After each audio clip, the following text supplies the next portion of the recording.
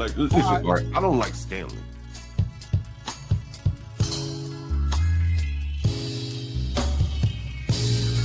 I think the only person I had been was Stanley. And Nate, Stanley doesn't state the obvious, like what's the up. He's used talking points. Yes, he does. Yes, he does. The nature of American culture, it's a white people problem. Okay. I literally said they need to understand you gotta let these people bother you like that. If they want to beef with you, it's called Stanley versus the world. And just assume their character by stereotype? I think people do that every day. Okay, I didn't ask you. What do I think is okay?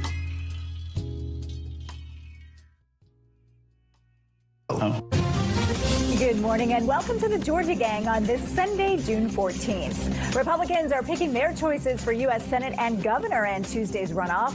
Also, the World Cup is here and Atlanta is ready to show the world what it's got. Also, a look at other critical races as lawmakers head into a special session Wednesday. Melita's here. Let me get this straight. Brian is in for Phil. Lee May is back for Theron, and Martha's back. So welcome, everybody. The debate and discussion begin right now. From the Fox 5 studios, the Georgia Gang starts now. Georgia Republicans have some big decisions to make on Tuesday. In the U.S. Senate race, Congressman Mike Collins and political newcomer Derek Dooley are headed into a runoff to decide who takes on Democratic incumbent Jon Ossoff in November. Collins is running as a MAGA firebrand, while Dooley, with Governor Brian Kemp at his side, is betting that appealing to crossover voters is the path to victory. So, Martha, to you first this week, who do you feel has the momentum heading into Tuesday? Yeah, I think that right now, the latest polling I saw looks at pretty neck and neck from Insider Advantage. So I think that does reflect what I've seen. I think that Mike Collins, this is Mike Collins' to lose. I think that he's got the better organization. He's got, 159 counties he's organized in. But I think the momentum is with Derek Dooley. And if I had to call it right now, I would think that he would win. Melita, who do Democrats want to face in November? Well, I think either candidate, they share the same pro-Trump, pro-tariff types of rhetoric. And so Ossoff has a great chance against either of them in November. All right. Brian Collins has been in Congress. Dooley is campaigning as an outsider. So how does this play out? Well, it could be a big night for outsiders on Tuesday if he pulls this off.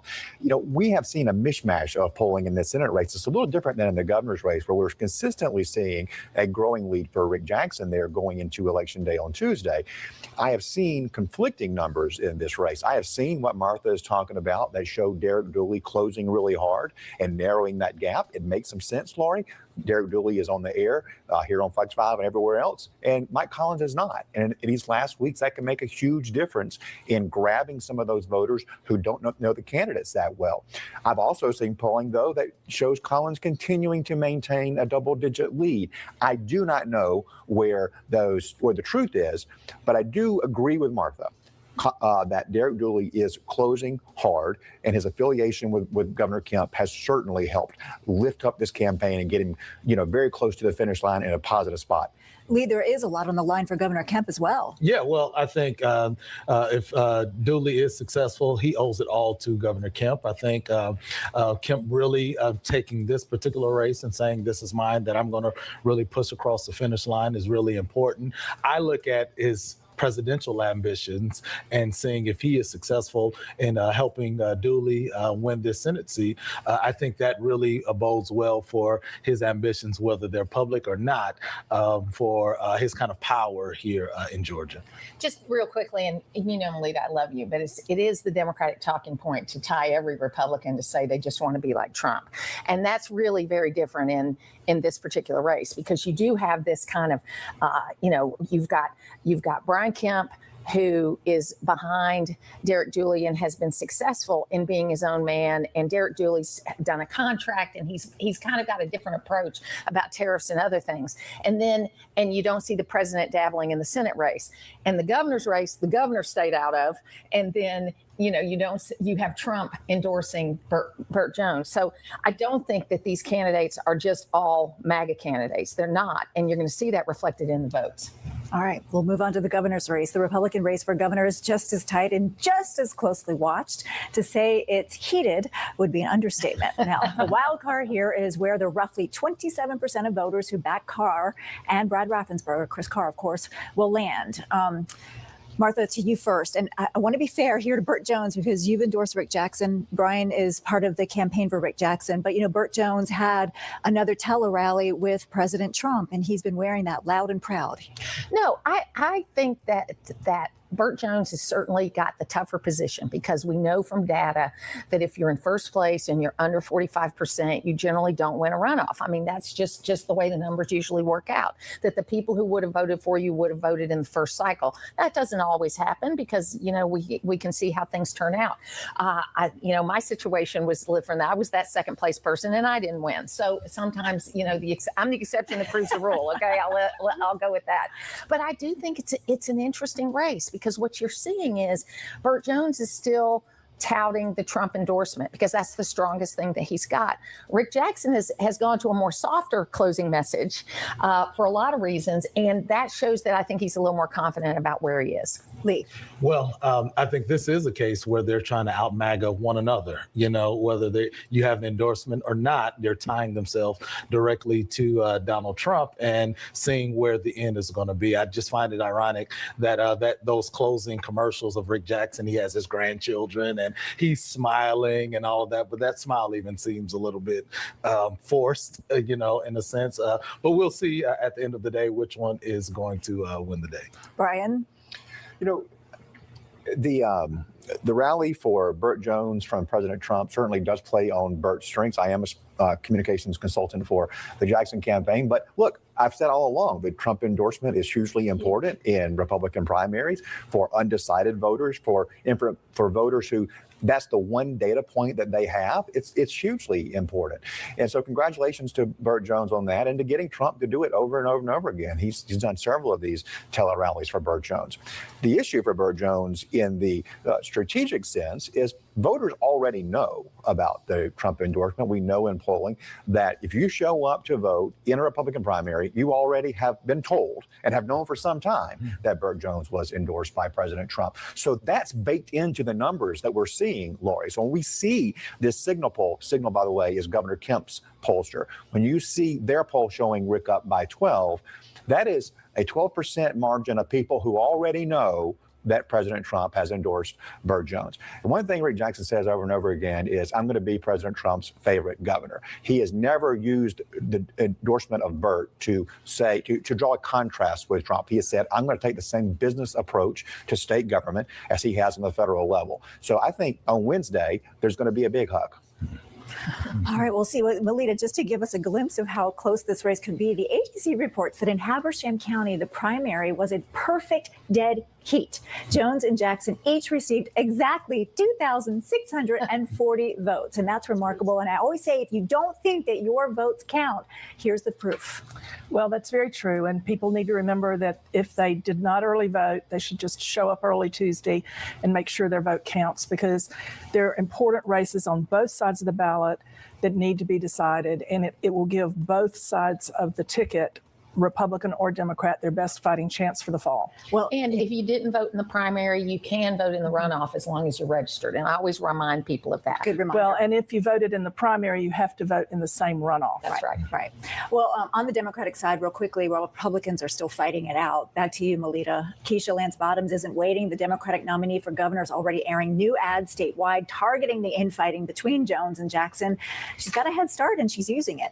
She is. And I want to remind our viewers that Keisha Lance Bottoms was out there before the issue of the gas tax suspension was added to the legislative agenda for the upcoming special session. She was already encouraging the governor to extend that exemption. She's been out there on a pause for data center construction so that the impact of those centers can be evaluated. So she's out there on some important issues and not just dilly-dallying and waiting to see who she's running against. She's out there giving what her positions are. And she's making a positive impression. Okay. Yeah, I would say Keisha Lance Bottoms is on the sidelines rooting, saying fight, fight, fight, for this race, because she is using this time for fundraising, for coalescing all of the party, together with getting other candidates on board as well, and really building a general election campaign that really goes after independents, moderates, and things as well. Well, and I can speak to the fact that she is bringing people who have supported other candidates over to her side and making very positive impressions on at least the women I know who were on a call with her earlier this week. Brian, final word here. Keisha Lance Bottoms has not been a strong fundraiser throughout her career. When she was going into her re-elect year as mayor, which she ended up not doing, she had less than $100,000 in the bank at that juncture. That is not somebody who wants to do fundraising. She was in the lead during that primary from start to finish. She was always in the pole position and could not translate that into a massive fundraising advantage over the rest of the field. If she's going to be serious, she's got to get a lot better at it, and she's got to dedicate her time to it. And I would tell all of her potential California donors that she has taken a big anti-tech stand.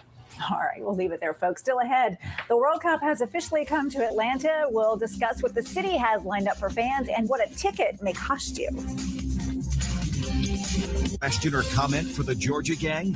Email them at georgiagang@foxtv.com.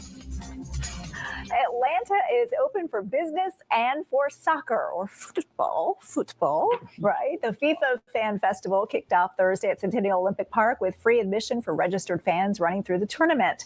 Underground Atlanta is also getting in on the action, transforming Upper Alabama Street into a World Cup fan zone to welcome the international crowds. Atlanta Stadium, what we still know as Mercedes-Benz, is hosting 8 matches. Lee, Atlanta has been working toward this moment for years. How did we clean up?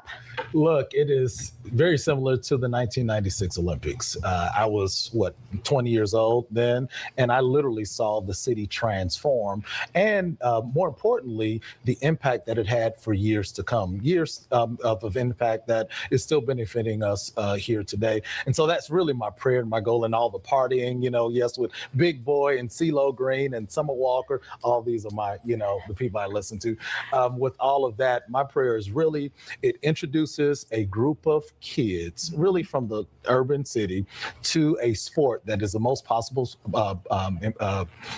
most attractive sport in the world, to this sport, while also really transforming this city for the good for years to come. Yeah. Brian, lots of excitement downtown. Yeah, and look, I'm a little disappointed that some of the news has been negative, that the reaction to this hasn't been what we had hoped, that we aren't seeing all the hotel rooms full. We aren't seeing Airbnbs going nuts on the market. And I don't know why that is. I do think maybe some people got a little scared off by the potential price tags of all of this. And we are seeing that our prices for tickets are a barrier to entry for a lot of folks.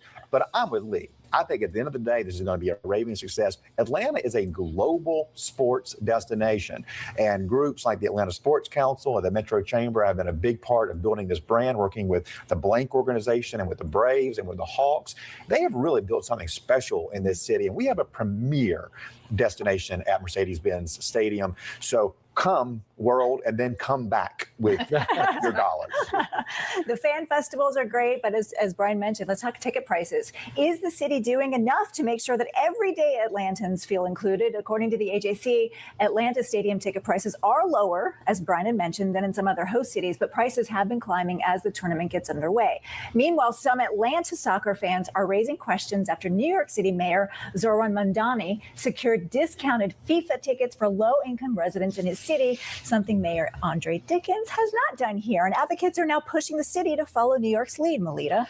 Well, that was probably a negotiation that happened very early on. At this point, there's not a lot of room for something like that. But I think it was very smart of the New York mayor to do that. And a lesson learned, I'm sure, for Mayor Dickens for any other big extravaganza in the future. Yeah, Martha. Well, and I think it was actually Mayor Adams that negotiated that deal. So it was that he just has got to be the beneficiary. My biggest problem is will those 1,000 tickets go to, people that are going to protest in the stands as opposed to actual people that would deserve to get those tickets? He says it's a lottery, but I don't know. Well, let's talk about MARTA too, because we've talked about MARTA on the show in previous weeks about, how it's preparing for the World Cup. The chairman of the MARTA board says, MARTA is safe. We've seen some violent incidents the past month. Those trains, those really nice high-powered trains, are not ready yet. So, Lee, what do you think about MARTA's position here? And it is a global stage. Well, and MARTA will be the face of Atlanta because of the amount of people that will be riding the trains and the buses as well. I feel good about the public safety aspect of it because it's not just MARTA police. It's the city of Atlanta. It's DeKalb County. It's Gwinnett County. It's all of the law enforcement agencies coming together to really support safety all across the jurisdiction, especially for MARTA as well. So I feel good about it. I feel like there will be a good face put forward for the world to see as well. And then people want to come back. I do believe that. And MARTA has mentioned that they are using officers from other jurisdictions. Brian, what about the security, the beefed up presence there? I think one thing that's going to help is if we have massive crowds, I think you're much less likely to see the stabbing incident like we saw most recently, the horrifying murder of that great grandmother, when you have teeming masses. And I do think that numbers bring safety. And I think that's going to be huge here. What I hope is that we don't have any of the hooliganism like we've been seeing in New York City this week when the Knicks have had these big games. That is the danger. We may have police who need to be prepared for, sort of organic crowd violence if there's a lot of drunkenness or really high people or just people celebrating soccer in a way that we don't normally celebrate at games in the South. Melita? Well, that celebrating soccer in ways that we don't normally celebrate is very close to home with this World Cup thing. I happened to be in London during the last World Cup, and the street surges of enthusiasm over game outcomes are incredible, and it's not like anything we are accustomed to in America. I mean, my friends and I were just holding on to each other for dear life in the crowd to be able to not lose each other. But I want to say something about MARTA because my daughter and her husband chose to live near the Kirkwood Inman Park MARTA station. That family is on MARTA constantly, several times a week. My granddaughters go to their private school on MARTA, and they feel very safe on MARTA. And so I'll just say that as a grandmother who knows that my grandchildren travel on MARTA. All right. Well, Melita or Martha, let me go to you. With the new Arthur M. Blank Training Center in Fayette County, they're definitely getting their share of attention down there. DeKalb is holding events. So this isn't just about downtown Atlanta, but other jurisdictions will also benefit from the World Cup. Oh, no doubt about it. I mean, we just celebrated in Gainesville the 30th anniversary of the Lake Lanier rowing venue, which is still being used for training. It's the only Olympic site from 1996 that's still being used for what it was built for. It's been recently redone, and we have teams from all over the world still coming to train there every single year. So there is that impact in these outside communities where they embrace it and make it a part of everything they do. So I'm excited about that because look, I grew up, I call myself a girl that grew up in Atlanta, but I was in Decatur. I was in kind of the suburbs. And when you like it, when it comes out to there too. Yeah. All right. We'll leave it there, folks. Coming up, the runoff season doesn't end at the top of the ticket. There are heated down ballot races that could reshape power in Georgia as state lawmakers get ready for a special session. Discussion on the Georgia Gang Facebook page and watch past episodes on the Georgia Gang YouTube channel. Republicans and Democrats are also picking their choices for lieutenant governor on Tuesday. On the Republican side, State Senator Greg Dolezal is doubling down on MAGA red meat to take on former State Senator John F. Kennedy, who is running on his legislative experience. Martha Dolezal is running ads with his kids, talking about the fact that he's running against a guy named John F. Kennedy. He knows what he's up against. Yeah, he knows what he's up against. I mean, we have a senator also named I think he's John F. Kennedy, the one from Louisiana. So, yeah, he's inserting some humor there. I think, it's one of those things. I think that Kennedy is stronger outside of Atlanta. Dolezal has some strength in Atlanta. So I don't know how that one's going to turn out. It'll be interesting to watch. And I think the same issue with the Democrat one. They're not as well known. These two candidates aren't as well known. And so I think there's a lot of confusion about who to vote for. Let's stay on the Republicans for a second. Brian, yes. Is this a referendum on how Trumpy you have to be to win statewide in Georgia right now? I do think the result of this race will be particularly telling as far as that goes, because one thing that is noted about what Martha just said there about Kennedy doing better in the rural areas and Dolezal more in Metro Atlanta, those reflect where they are from. But the MAGA messaging that you're seeing from Dolezal is more of a rural Georgia type, winning message. And Dolezal has been very edgy throughout this campaign. Like, he's the one who's gone to that point and tried to kind of be a little controversial to get attention, and it has worked. It's been a successful strategy for him. Kennedy is somebody who carried the tort reform bill in Georgia last year, somebody very much supported by the business community. And so you've got this pro-business environment candidate with Kennedy, and then a candidate who's running a much more populist campaign and willing to sort of, poke an eye in the face of big business from time to time. So yes, I do think that this is a test, a bellwether of where these voters are going on those messages. Well, on the Democratic side, it's State Senator Josh McLaurin and former State Senator Nabila Parks battling it out. Melita, how is this race shaping up? Well, I think it's highly competitive, but what Brian is calling edgy is downright anti-Islam and racist behavior on Dolezal's ad side. But I think McLaurin was out and about and campaigning for months and months and months before Ms. Parks decided to switch from insurance commissioner to lieutenant governor. And I think you see on McLaurin's side, most of his fellow senators and many state representatives have endorsed him, and she's running a different kind of campaign. So it will be interesting to watch the results. Lee? Yeah, I see you're seeing the difference between approaches. You see McLaurin that says, I'm going to take a more institutional, pragmatic approach. I'm going to work with the majority side as well. I see Parks is saying, no, I'm going to be a fighter. I'm going to fight the MAGA agenda. I'm going to fight. And I think that's what you're seeing really across the board. In terms of these primaries. What is your approach? Are you going to be completely MAGA? Are you going to be pragmatic? Are you going to be completely a fighter? Or are you going to work along the line? And I just think that's a question that all Americans, as most importantly, Georgians, have to really answer for themselves. Well, Tuesday is the runoff, and then lawmakers will be back in Atlanta for a special session on redistricting and the use of QR codes on Georgia's ballots. Martha, what can we expect during the session? How controversial is it going to get? Oh, I wish I knew. I mean, it is going to be very controversial because I think there's a lot of, controversy about even how the agenda is going to roll out and what's going to be on it. There was, are the maps out? Are they not? What are we going to be doing? Will we do the QR code? Will we change other things? I think there's a lot of confusion. And then there's so many people running for things. Who's going to show up for this? I mean, I think they will all show up, but will people that lost their races not show up? Who knows? Melita?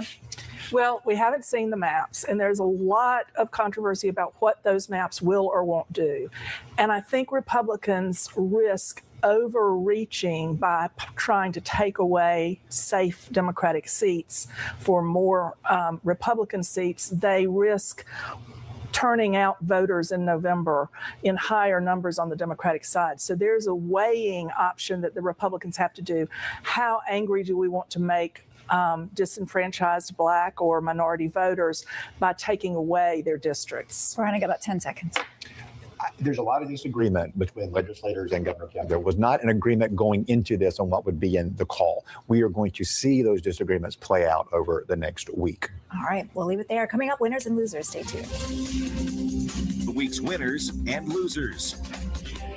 All right, Martha, you had a big announcement this week. I did. Thank you so much for giving me a moment here. I am stepping down from daily radio as of June the 26th. I'm going to take about a month off, and then I'm going to be the senior political analyst for Jacobs Media Corporation, and I'll be doing special interviews. I'll show up on election night. I'll do those kinds of things, but I won't be tied down from 4:30 a.m. till noon anymore every day. So I'm very excited about that.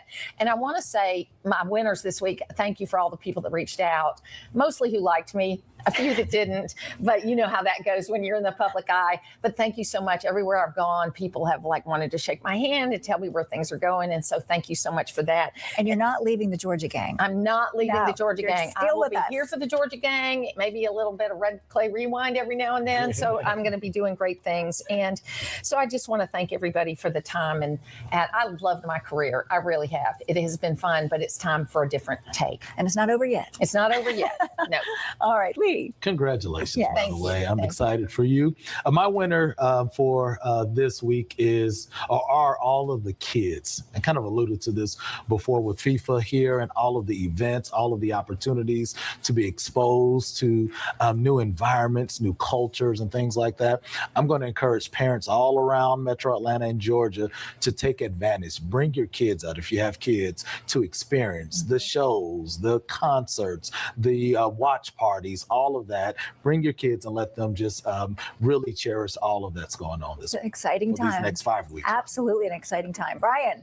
Well, y'all know I work in politics and I'm a political nerd. It is what I eat, drink, and breathe. And this is Disney World time for people. Your like Super Bowl. Me. This is, you got see my sticker here? Yeah. This Other side. wrong side. Right. Yes.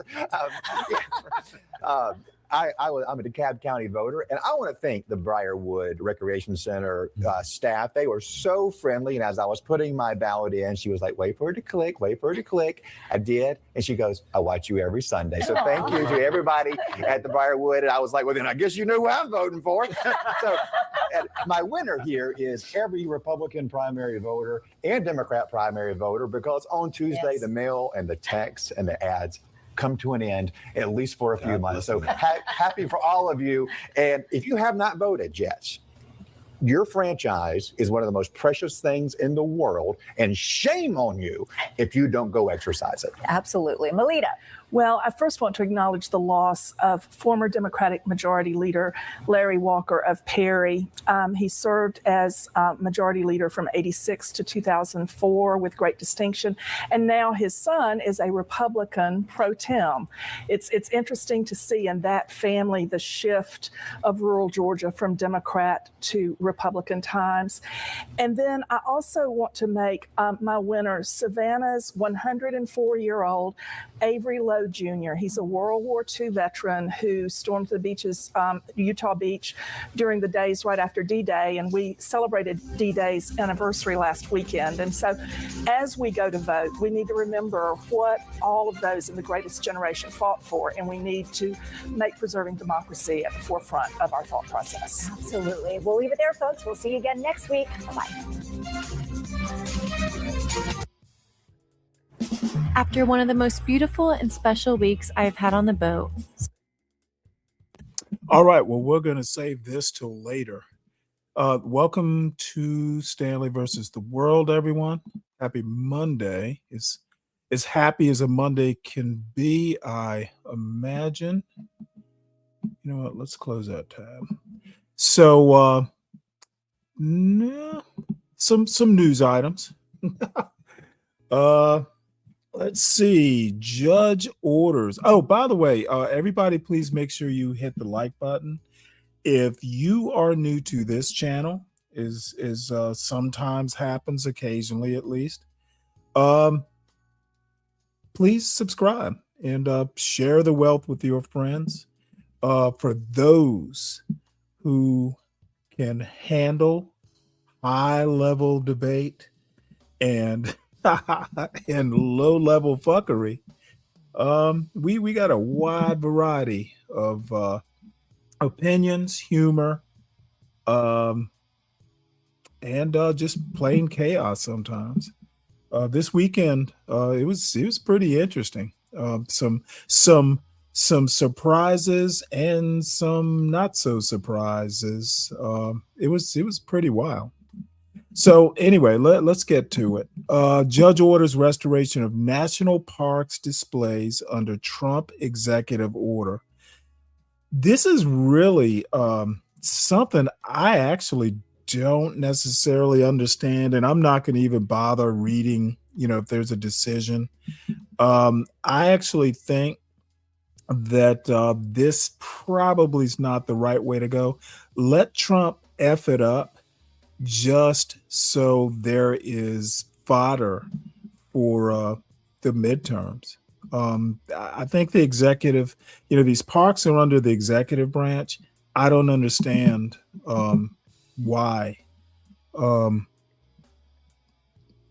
this has to be. Probably on I literally don't understand why this happened. So let's move on. So, U.S. and Iran reach framework for peace. Well, let's see how long this lasts.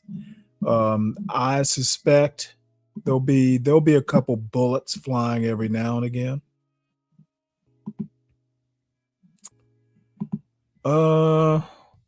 Let's look at this. Let's see, June 13, 2026, U.S.-Iran near agreement. Officials plan virtual signing. It's been signed. So let's watch this video right quick. That way I can go clear this microwave alarm.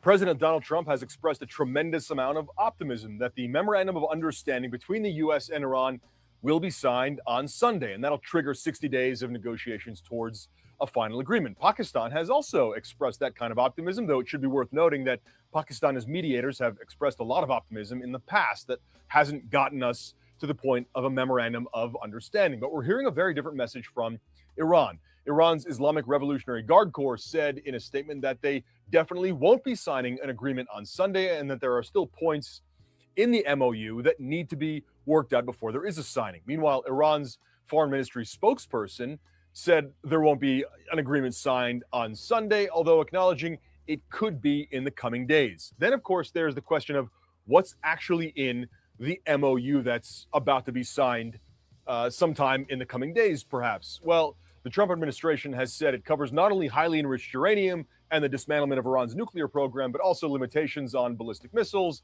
and ending support for Iran's proxies. Of course, that's not what we're hearing from Iran. According to state media, it is specifically focused on the Strait of Hormuz, which Trump has said will open immediately on the signing of the Memorandum of Understanding. And that's where the focus really is. It doesn't touch ballistic missiles or proxies, according to Iranian state media. Meanwhile, a senior advisor to Iran's supreme leader has said it includes the MOU, that is, the release of some of Iran's frozen assets. And they say that Trump simply can't acknowledge that publicly or isn't willing to. Iran is focused on $24 billion in frozen assets that it wants released, half that they're looking for released upon the signing of an MOU and half at some point later. So there is very public disagreement in the statements we're hearing from Iran and from the United States, and that makes it difficult to see where and how this plays out. Crucially, we haven't seen the text of the MOU. The Trump administration hasn't released it, so we don't have a solid understanding of what this agreement actually entails.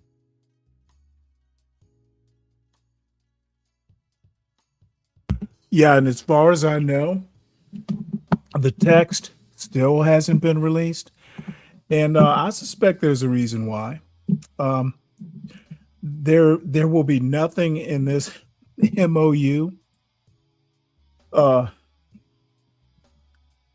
this memorandum of understanding. It's just for the Straits of Hormuz and releasing money. How much you want to bet? Again, Trump loses. The Iranians are just better at this. The Iranians are just better at this, apparently. And in the meantime, U.S. emergency oil stockpile tumbles to lowest since Reagan administration. Oh, man. Dude, Trump is a fucking loser. Hopefully there's not an emergency. The amount of oil in the U.S. Strategic Petroleum Reserve plunged last week to the lowest level since 1983.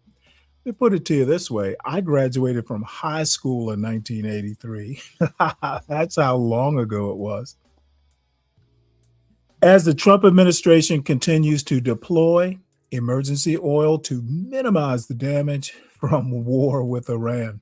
According to federal data released Monday, U.S. officials released another 8.9 million barrels from the Strategic Petroleum Reserve last week alone. That leaves the U.S. Emergency Oil Reserve with 340.3 million barrels of crude taking out the prior low set. Taking out the prior low set in July 2023 under President Joe Biden after Russia invaded Ukraine.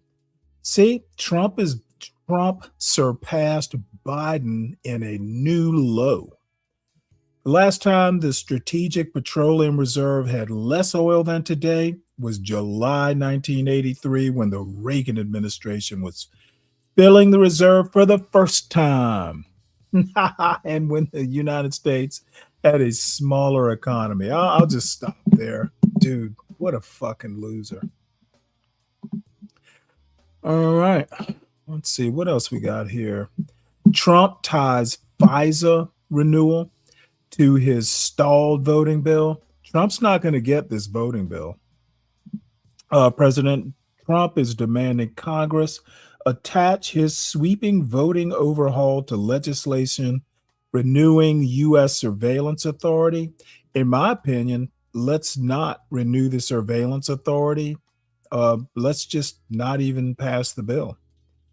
Why it matters. Section 702 of the Foreign Intelligence Surveillance Act is among the government's most contested surveillance authorities. Long opposed by privacy advocates and supported by security hawks, its fate now hinges on Trump's unrelated demands for a voting bill. Not going to happen. If it does, then I'll just simply be wrong. We don't need the surveillance, and we don't need Trump's voting bill. Let's see. Supreme Court rejects former Trump advisor Carter Page's bid to revive James Comey lawsuit. I think one of the things that this second Trump administration will be remembered for is how horribly they did in court. They couldn't prove 2020's election fraud. They ain't getting shit done in court. It's amazing how incompetent this Justice Department is. It is truly stunning. Supreme Court rejects former Trump advisor Carter Page's bid to revive James Comey lawsuit. This article is written by Lawrence Hurley and is read by an automated voice. There may be mispronunciations. Washington. The Supreme Court on Monday rejected former Trump campaign advisor Carter Page's attempt to revive a lawsuit against former FBI Director James Comey and others over their roles in a federal investigation into Russian interference in the 2016 election. Page's lawsuit focused on inaccuracies in warrant applications that sought permission from a judge to carry out surveillance on him as part of the probe. An investigation carried out by a Justice Department watchdog later found that the warrant applications were faulty. Comey and 7 others who served at the FBI at the time were all sued as individuals. Other claims brought by Page against the federal government were recently settled by the Trump administration and were no longer at issue in his appeal. No American should ever face covert and unlawful surveillance based on their political view, a Justice Department spokesman said in a statement after the settlement was reached. The investigation into Carter Page, a man never charged with a single crime, relied on inherently flawed and uncorroborated information, proving it was a political sham from the get-go. Trump, who has repeatedly denounced the entire Russia investigation into his 2016 campaign as a hoax, had defended Page and accused the FBI. Yeah, we'll just stop it there. And I apologize. I got some stories out of order, but it'll be okay. I'm busy. My father-in-law is here. So I didn't pay the usual steely-eyed, incredibly precise methodology for structuring these Stanley versus the World shows. And I sincerely apologize. So we're going to do another quick Iran story. Basically, Trump failed. Trump sought to break Iran's regime. He settled for reopening Hormuz. That's it. That's that, and he's gonna do what apparently Obama did: release some funds. Dude, again, a fail.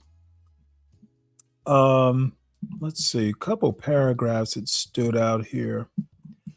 A return to a version of the status quo was a far cry from the original aims of a war effort that kicked off with a vow to come to the aid of Iranian protesters who had taken to their nation's streets to denounce their regime.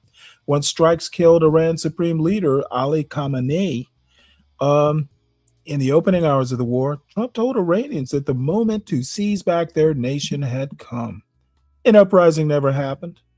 In the nearly 4 months since, Iranian leaders demonstrated an ability to withstand withering attacks from the most powerful military in history, shut down the Strait of Hormuz, cripple global energy markets, and drive such a deep wedge between Trump and Israeli Prime Minister Benjamin Netanyahu that the U.S. leader spent part of his 80th birthday Sunday cursing out his Israeli counterpart to journalists. Trump's not good at this. I think even his most ardent supporters in this Stanley versus the world family, Trump ain't done shit. Trump, literally, we're back where we were at the start. The only difference is there's been some people killed and some damage done to equipment. Literally, Trump failed. Sadly enough, in unrelated military news, a B-52 Stratofortress crashes after takeoff at Edwards Air Force Base in California. They're basically, just assessing, probably no survivors, out in the Mojave Desert. So, we'll follow up on that if need be.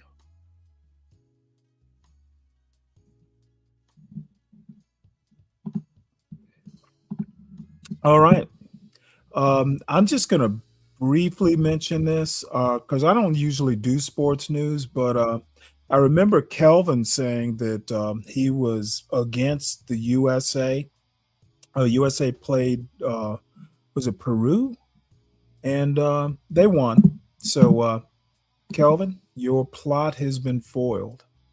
We won. Probably because Trump wasn't there at the game. All right, let's switch gears here. Fox to acquire Roku, joining the battle for the living room. Now, this headline's kind of interesting. I had no idea that people still had living rooms. I had no idea that there was family TV viewing. Maybe some of you folks can let me know if that still happens. I mean, I remember back in the day we used to do it. Had no idea that TV was still a thing. Let's see, another plane crash. 12 dead in Missouri skydiving plane crash. Wow. So all 12 occupants of a skydiving plane that crashed Sunday about 60 miles south of Kansas City died, the Missouri State Highway Patrol said. So, yeah, didn't make it to the highway. Somehow or another, the pilot ditched it in a field next to the highway. So, probably that was intentional. So, that is that.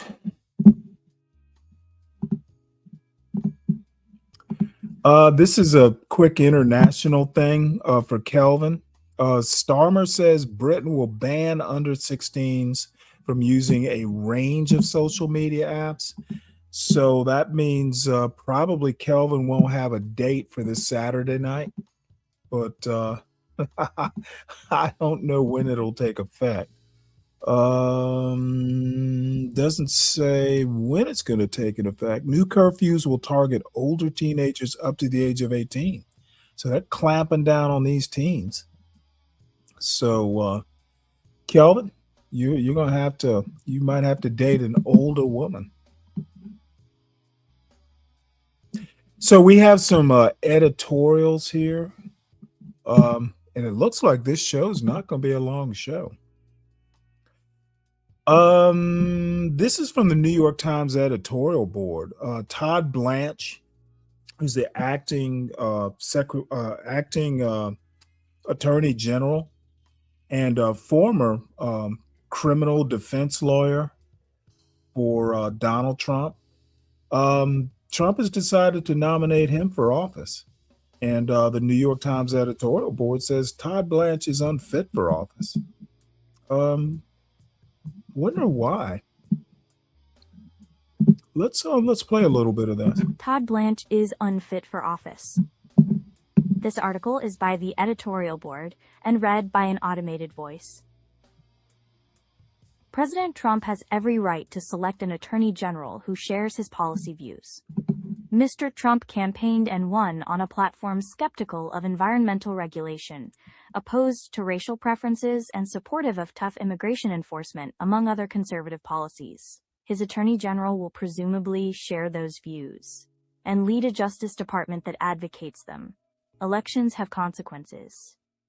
But Mr. Trump has no right to expect that the Senate will confirm an attorney general with a track record of disdaining the law and using law enforcement as a partisan weapon.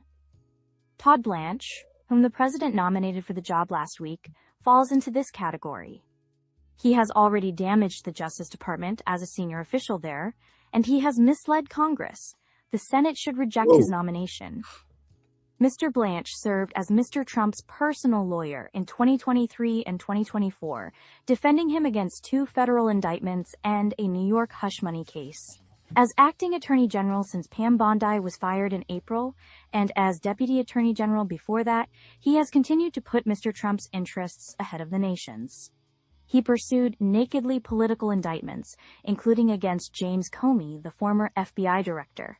Mr. Blanche helped design a proposed $1.8 billion fund to benefit the rioters who attacked the Capitol on January 6, 2021, and other Trump loyalists. He has spread falsehoods about the 2020 presidential election. He personally signed an agreement that gives the Trump family and its businesses immunity from tax audits, which could save Mr. Trump $100 million or more. Mr. Blanche has pushed out dozens of FBI agents and federal prosecutors for doing their duty by investigating the riot and other potential crimes. He has violated his own promise to recuse himself from matters in which he has a conflict of interest.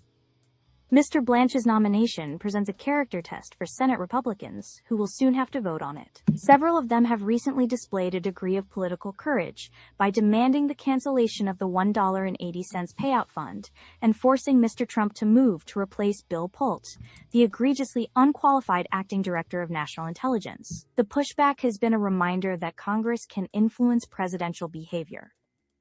In a healthier political climate, dozens of Republican senators would immediately pronounce Mr. Blanche unqualified for the job. In today's political climate, the list of senators who may have the courage to do so is shorter, yet plenty long enough to defeat Mr. Blanche. The group includes 3 senators whose political careers Mr. Trump has helped end: Tom Tillis of North Carolina, Bill Cassidy of Louisiana, and John Cornyn of Texas.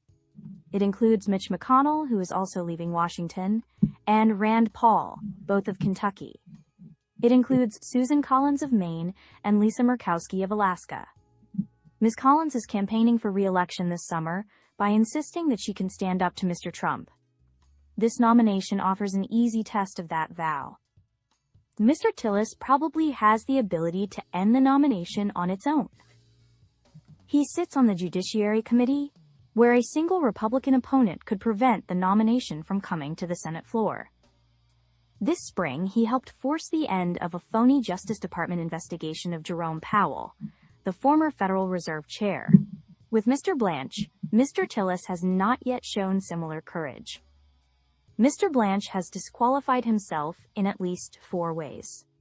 He has celebrated the January 6th rioters who violently attacked police officers and the Capitol. When speaking to a conservative group in Texas in March, he boasted about the Trump administration's friendly treatment of those rioters.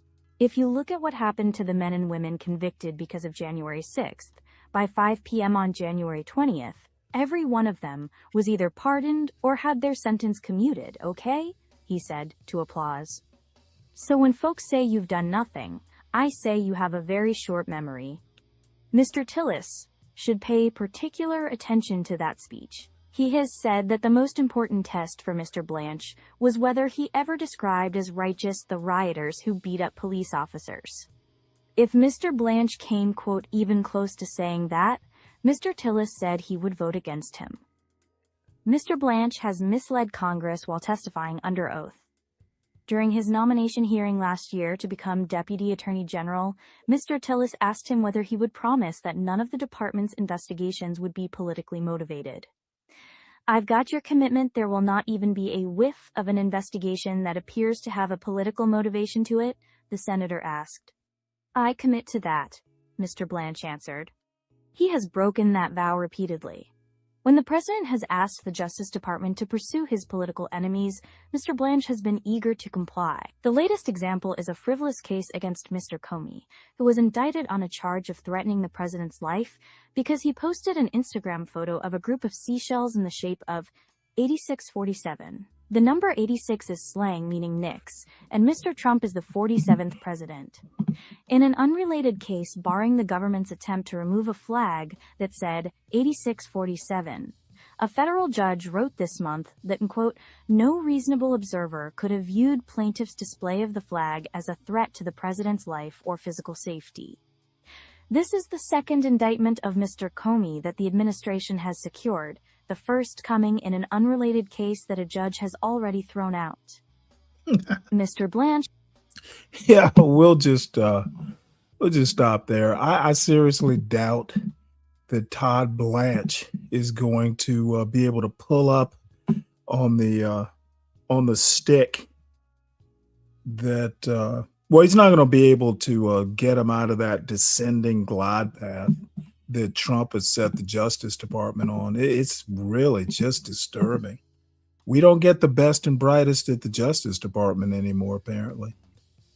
So, Trump's UFC thing. Somebody, was it you, Brian, saying that you were watching it? Somebody, oh no, it was Yeti. I didn't even think to watch it. Why would I want to see the desecration of the people's house? So some dude says Michelle Obama is a man. Why the vile comment is part of a why the vile comment is part of a project of defilement. So let's watch this video. Maybe let's see, Octagon interview. Let's see. Wait, that was the guy who got killed in Minnesota? What a disgusting bastard. Yeah, it'll I'm testing out Nightbot to see if it'll drop the link. If it doesn't drop it, I'll drop it at some point, 12 man. Yeah, this is just a desecration and an embarrassment. So White House UFC fight showed us the America we needed to see. Check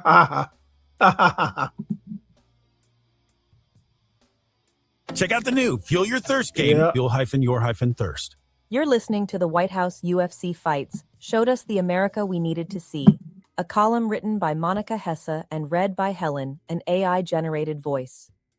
The phrase Platonic ideal refers to the philosopher's conception that real life and meaning exist on an abstract spiritual plane beyond our physical existence and comprehension.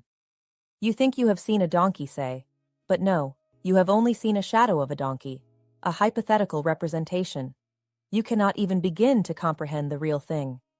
All of us go through life like dogs, seeing in muted colors, not knowing what we're missing, except on Sunday night when anyone with a subscription to Paramount Plus was allowed to experience the Platonic ideal of what it means to be an American in 2026, the real donkey, and it was a UFC fight on the White House lawn. There's only one person more incredible than the Incredible Hulk, and that's my Lord and Savior Jesus Christ, brayed Josh Hokett in his victory speech after winning his heavyweight bout in the event labeled, insanely, Freedom 250.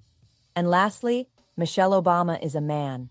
Cool. I feel the need, before continuing further, to make it clear that I actually have no problem with the concept of mixed martial arts at the White House. I don't know where any of you were when Conor McGregor challenged Floyd Mayweather in a landmark 2017 boxing crossover, but I was hosting a pay-per-view pizza party at my house. I have watched the early 1990s matches, the ones where a dude in a karate gi would challenge a dude in a sumo mawashi to ostensibly determine the best martial art. MMA is a deeply violent sport, and always has been. We are a deeply violent country, and always have been. But there's artistry to the MMA fight, and discipline, a body pushing itself to limits that are simultaneously sickening and exhilarating. But the Ultimate Fighting Championship event that happened on Sunday night was not a celebration of a sport. It was a celebration of slop. It was a pseudo-patriotic grift that tried to convince us that fighters wheel-kicking each other for the chance of $1 million in crypto deserved the same level of hero admiration as the boys who launched onto the beach at Normandy. It was an infomercial that paused every 7 seconds to advertise Starlink Internet or Starry Soda or Ram trucks or flavors of Monster energy drink that God forgot. It was the next chapter of America's fighting story, an announcer intoned over footage and images of historic battles, as if the Declaration of Independence was brought to you by the less popular Musket Company and a knockoff beverage everyone drank because they threw their tea off of boats. As if William Tecumseh Sherman captured Atlanta and then raised his weary head to whisper, "It's up to you, Bo Nicol. Go to Washington and use an armbar for the Union." The octagon ring, the claw, was set up on the White House lawn. The President and First Lady sat in the front row.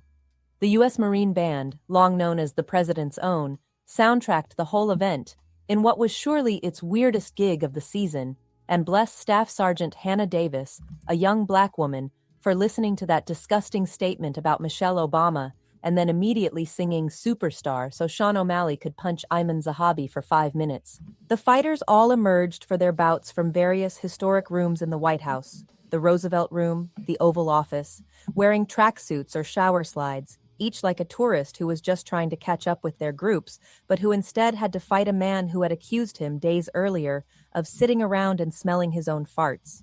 Throughout the night, announcers and commentators marveled out loud some variation of, "I can't believe they let us in the White House." It sounded boyishly enthusiastic the first time or two, but by the 8th or 9th time, you really started to wonder if there was something they weren't telling us. Should you be in the White House? Did your background check miss something? At one point, the program involved a rebroadcast of Ronald Reagan's 1986 Flag Day address, played along with what certainly looked like AI depictions of American historical events, including a baby's hand sewing an American flag. What do we make of any of this other than that this is America? Bring me your tired, your poor, your huddled masses advertising Bud Light and trucks. In loud we trust.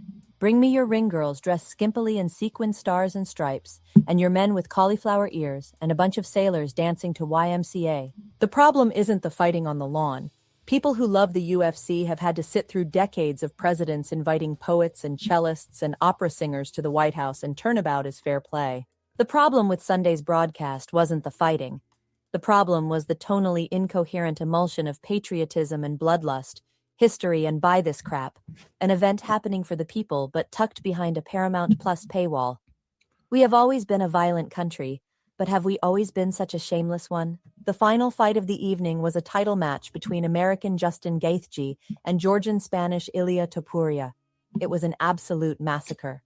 Blood poured from Topuria as he staggered around the octagon, eyes nearly swollen shut, as announcers ecstatically shouted phrases like absolutely battered and huge protrusion. When Gaethje was declared the winner, the octagon was swarmed with Trump progeny, Ivanka and Barron and Don Jr., impeccably dressed and meandering around a ring saturated with spilled blood. Gaethje eventually wandered into the green room of the White House and plopped down in his sandals, naked from the waist up except for his prize belt and an American flag, to talk about his hometown in Arizona as a portrait of Edith Roosevelt looked down upon what the 21st century hath wrought. The Marine Band played Stars and Stripes Forever. There were fireworks. This is America.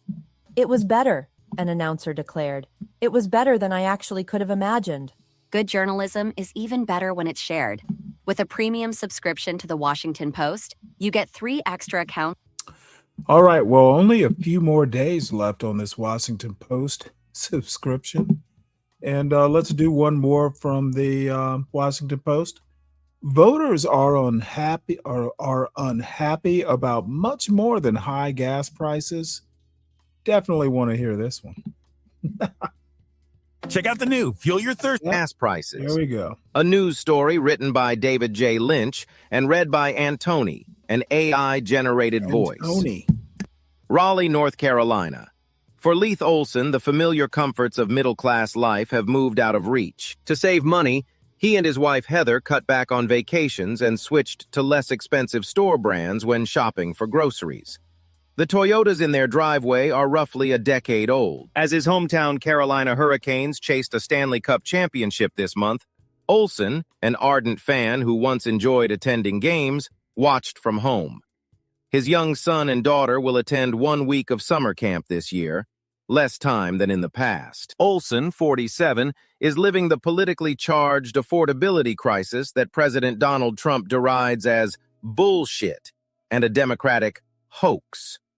Over the past several years, Olson's annual household income has remained stuck around $150,000, even as the cost of living soared by nearly 30%. Things are harder than they used to be, he said, nursing a beer at a brewery. It's not just gas prices that make things harder. It seems like everything across the board is more expensive. My wife and I find ourselves having to say no to the kids for stuff that they want or that they want to do more often than we used to. Olson's frustration is evidence of a wider societal malaise that is at odds with traditional prosperity metrics. The U.S. economy, after all, is growing, and unemployment hovers just north of 4%, well below its post-2000 average. On Wall Street, stock values are near all-time highs. But as the November congressional elections approach, millions of Americans, even those earning good money, are straining to make ends meet. After outpacing prices for nearly 3 years, wage growth slipped below inflation in March. Total worker compensation, including benefits, has increased less than 1% since the start of 2025, according to the Bureau of Labor Statistics. Years of serial crises have exhausted many workers, leaving them skeptical of both parties in an era of corporate political influence. This public discontent, reflected in opinion polls and consumer sentiment readings, is the cumulative hangover from years of unsettling economic change. A once-in-a-century pandemic permanently altered traditional living patterns. The president's trade policies scrapped the approach to globalization that the United States had pursued for decades. Elon Musk's government efficiency campaign introduced unfamiliar fear to the previously stable world of government employment. The rise of artificial intelligence is spawning fresh worries about long-term job prospects. Even in a business-friendly state such as North Carolina, where the jobless rate is below the national average, voters are disgruntled. By a margin of 55% to 20%, North Carolina adults said the economy had gotten worse on Trump's watch, according to an April poll by Elon University, a private institution. This public disquiet presents a challenging backdrop for Republicans seeking to retain control of Congress in November. In the state's U.S. Senate race, Democrats are optimistic about former Governor Roy Cooper's chances and are hopeful about at least one pickup opportunity in North Carolina's House contests. American angst did not begin with the recent jump in gas prices. Long before the Iran war, workers were losing ground to increasingly prosperous corporations. As a share of the economy, employee compensation in the first 3 months of this year reached its lowest point since the government began keeping track in 1947. Total wages and benefits equaled 51% of gross domestic income, down from nearly 58% a quarter century ago, according to the Commerce Department. At the same time, the slice of domestic income going to corporate profits is at its highest mark since 1951. To be sure, these government statistics probably overstate the labor-to-capital shift by around 1/3, according to economists who say that 1986 tax law changes encouraged small business owners to report more of their compensation as profits rather than wages. But that caveat does not invalidate the conclusion that workers' bargaining power has ebbed in recent decades. The rise of low-wage competitors like China, automation, and the decline of union strength have all been labor headwinds. That long-run erosion helps explain why so many Americans were so sour on the $31 trillion U.S. economy even before gas prices rose. The University of Michigan's consumer sentiment gauge, for example, has yet to regain its pre-pandemic level after more than 6 years. It's not just poor people who feel financial pressure. The Olsons' combined income from Leith's job as a field service engineer for a medical devices company and Heather's work as an end-of-life chaplain places them comfortably above the national household median of $83,730. But the 2% pay increase Leith received last year and the one he hopes to get this year are dwarfed by rising costs, leaving him wondering what has gone wrong. I have worked hard for a very long time, and it doesn't feel like I am moving towards that better life. It feels like that movement has stagnated, Olson said. It's not working the way we were promised. We were told it would work. So far, consumer spending, which accounts for 70% of the U.S. economy, has defied Americans' downbeat mood. Retail sales from February to April were up 4.4% compared with the same period last year. But cracks are emerging in the consumer facade. To maintain their lifestyles, Americans have cut their savings rate by almost half since January 2025, according to the Commerce Department. At Walmart, the nation's largest retailer, shoppers are checking out with fewer items and putting less than 10 gallons of gas in their cars for the first time since 2022, company executives told investors. People's wallets are stretched, John David Rainey, Walmart's chief financial officer, said last month. Thanks to the president's One Big Beautiful Bill, unusually large tax refunds should help support continued spending over the coming months, economists at Bank of America said in a client note last week. But relying on one-time refunds is not sustainable. May's retail sales, excluding motor vehicles, are projected to decline by an inflation-adjusted 1.3%. according to an advance estimate by the Federal Reserve Bank of Chicago. Willie Brown, 55, a municipal worker in Durham, said he has cut back in the face of higher gas prices that are costing him $400 each month just for commuting. He's buying less beef, up 13% from a year ago, and stopped snacking on Doritos after repeated price hikes. There's a lot of things that I've once liked in my life that I just have to do without, he said. Charles Owens, 62, works at state-run Cherry Hospital in Goldsboro, about 50 miles southeast. Under the budget proposal moving through the state legislature, he and other state workers would get a 3% annual raise. That won't even offset last year's increase in workers' share of healthcare costs, not to mention overall inflation of 4.2%, he said. Under a banner of Employee Health, Not Corporate Wealth, Owens helps lead a union campaign for more generous benefits. A registered Republican and U.S. Navy veteran, he was an enthusiastic Ronald Reagan voter who is angered by what he describes as Trump's corruption. He wants the Democrats to win the House and the Senate in November to serve as a check on the president. But his expectations of change are low. The Democrats are so focused on beating the Republicans that they're not coming up with any specific things to help anybody. It's like, let's get them out of here so we can fix this. But if you don't have an idea of what to fix, when to fix it, why am I even voting? He said. Others, like Lauren Clark, a cafeteria worker at a bank in nearby Morrisville, hope that a Democratic Congress will make a difference in their lives.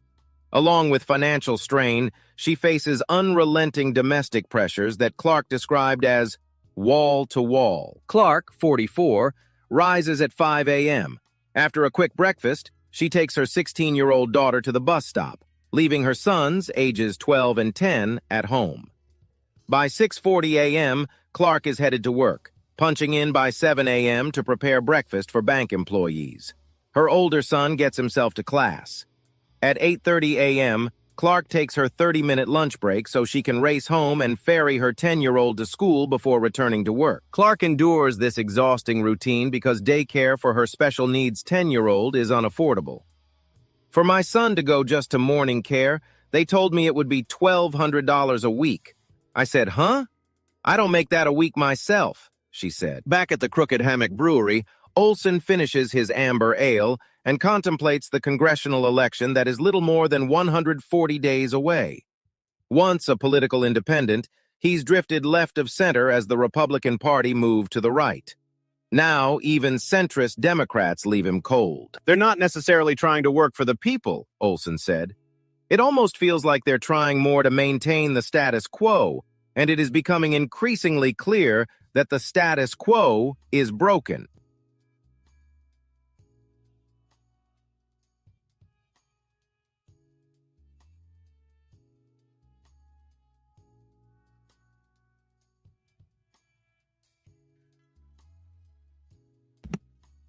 All right. Well, good times. Good, affordable times.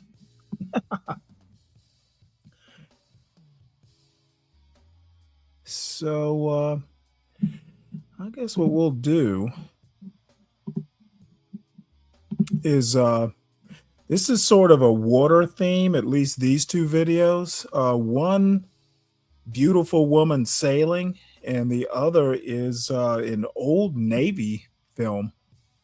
So, I will drop the link, but I just made a custom command in this Nightbot app, and for some reason it's not triggering. So if I can't figure it out, I'll just drop it by hand. But this is Lauren Lander's Sailing from 4 months ago. After one of the most beautiful and special weeks I've had on the boat, Sylvia, Mako, and I are ready to head out to another atoll.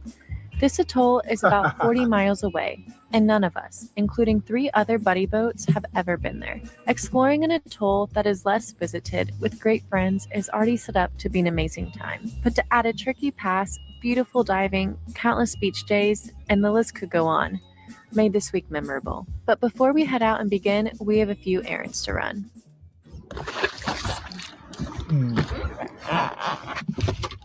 It's too early for this.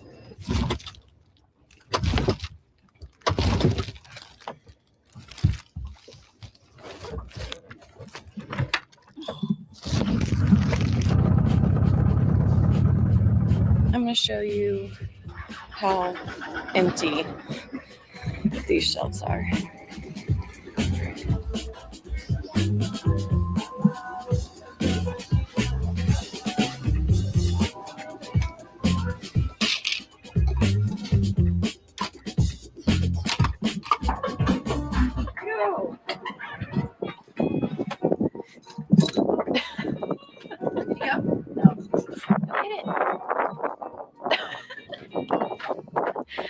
Is that called playing dead?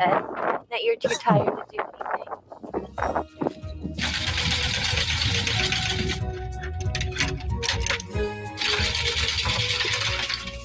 Forwards a little bit.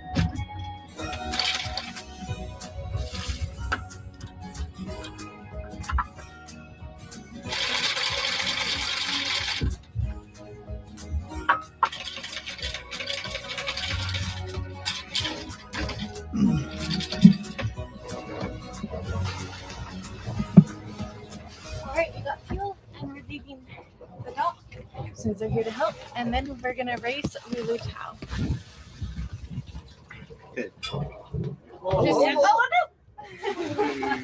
Sylvia, just stay on this corner because I'm gonna back up until I can spin. There you go.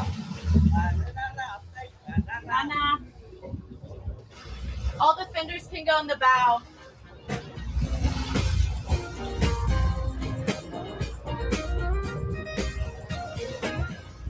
Lulu Tao and I, they are another Bennett 250, also Blue Hole, are racing to the next island. This is another season of muddy boating. They're looking forward to it, but since we have the same similar boat, we're gonna race.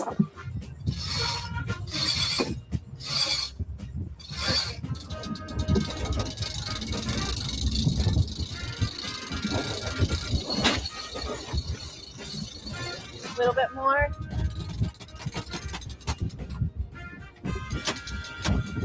Okay, you're good.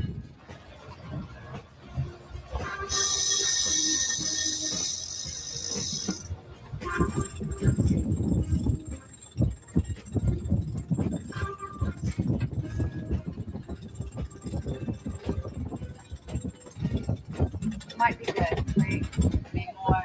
I think it's looking pretty good.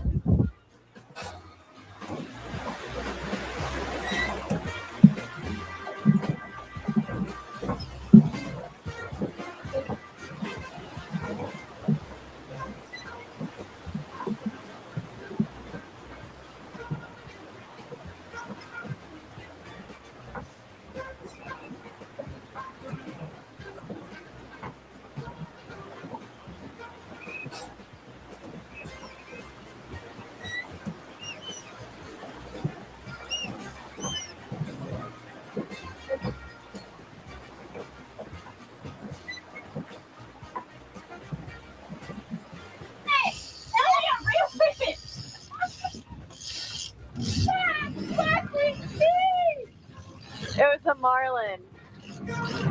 Holy Do you still fuck. have it? Keep reeling. I'm backing on. Oh! There it is, right out there.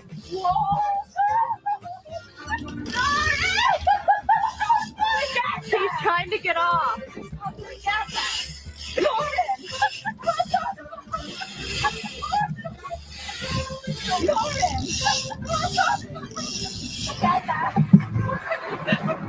Just keep reeling.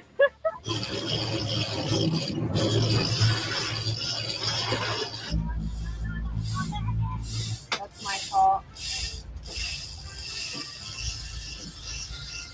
Okay, now we go.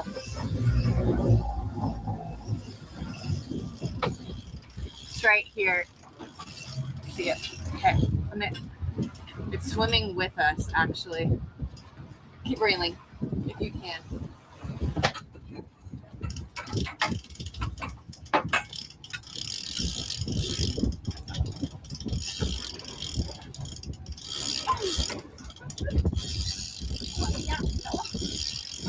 I don't know if it's edible though.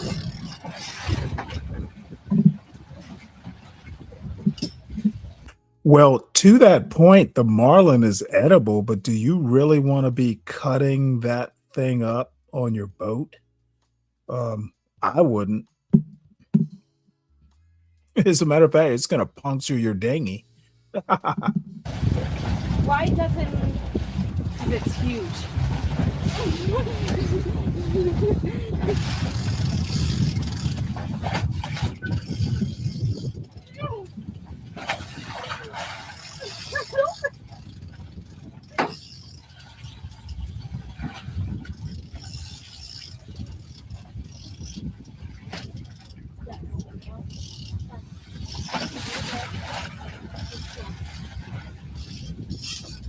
No.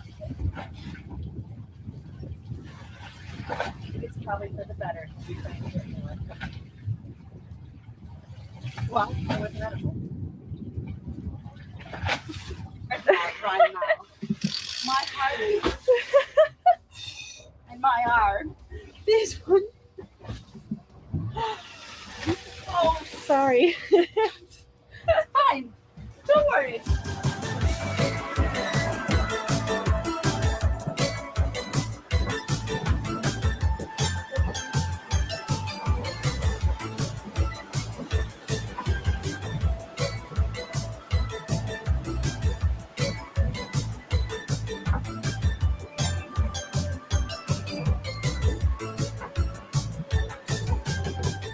We're about to go into this pass.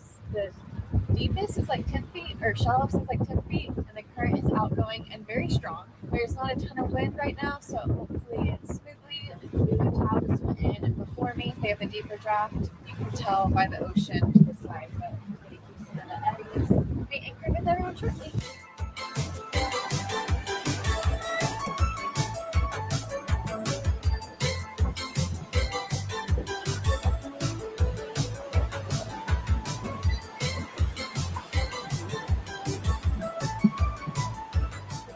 The passes in the two modus can be a challenge. I went into detail before I entered my first one quite a few months ago.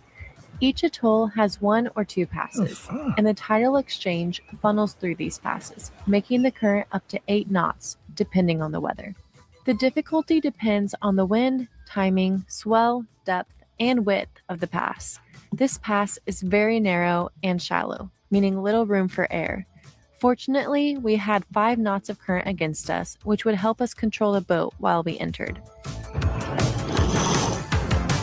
They're foiling. So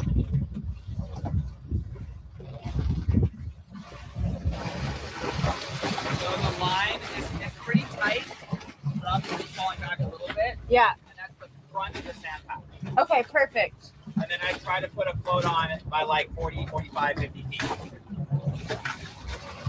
Yeah. Yeah. So Sylvia, drop like a foot or two before the ball.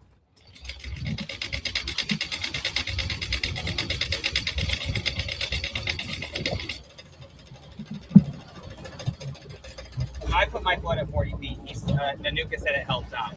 Okay, go ahead. Put one float on. Sylvia, stop. Yeah, Put a float on. Put one float Put on. a float on. You wanted me to put the float on after the anchor had touched bottom, right? Or just before. Okay, it may be. Let me see. Okay, go ahead, Sylvia. Okay, that's good. They 100% beat us. And Ian, right now, we dropped anchor, we're holding, but we might be a little too close to them. Hi! Ian's checking if we're even on sand or not. Like we dropped there, but then we drifted, figuring out if we need to redrop or not.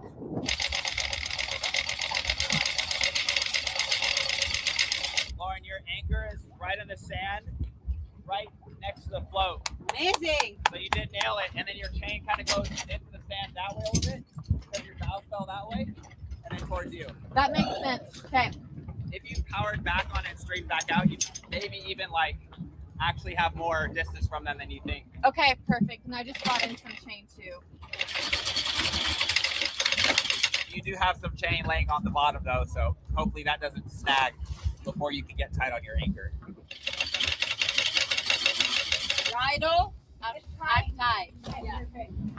Yeah, it's good. Yeah.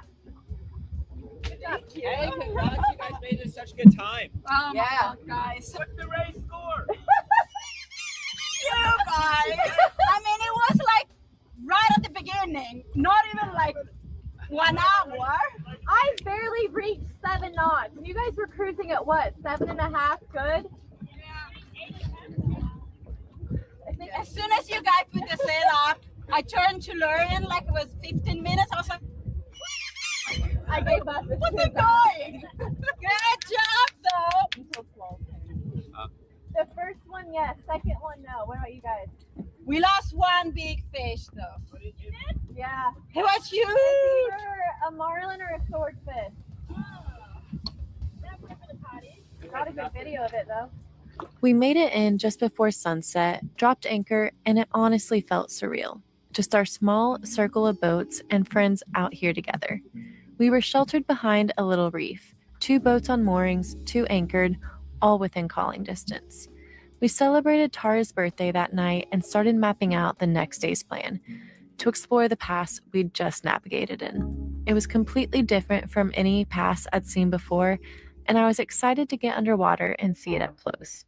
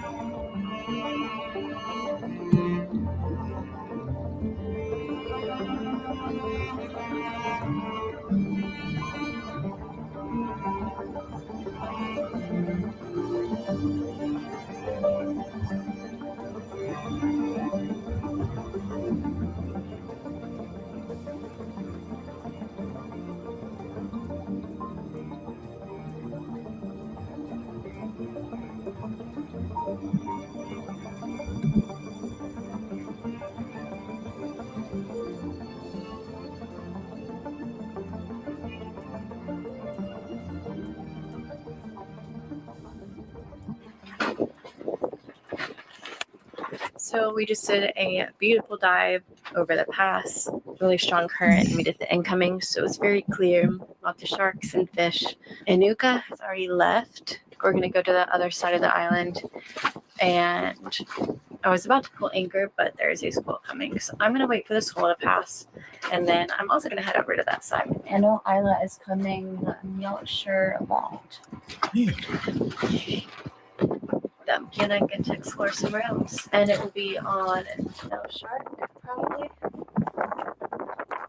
So the wind's coming from that side, so we're gonna be on a mooring ball just inside the pass, so it should be a little more protected. Right now we're just behind a reef. The sun is back out. Boat just got a wash. You can probably start.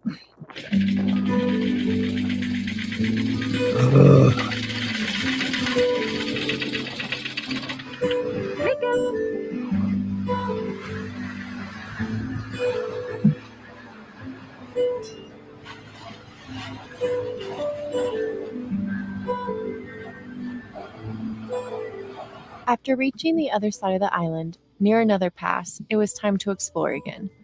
Passes can look similar on the surface, but each one has its own personality. This one was deeper, but not many boats choose to navigate it because of the strong current, standing waves, and how narrow it gets, which creates swirling eddies all the way through. Heading out, we quickly understood why. We were completely drenched by the time we cleared the pass. But the moment we jumped in and started to explore the wall, it was obvious how special the spot really was.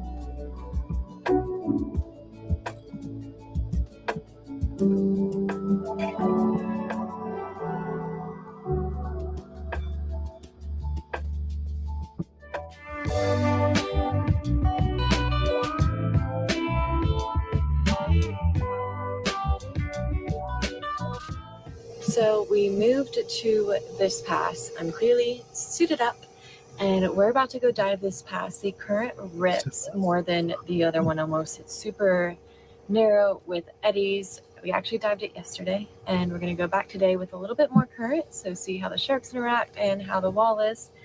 But this spot is beautiful. So I think all 4 of us boats are going out. We're going to have a fun little trip type.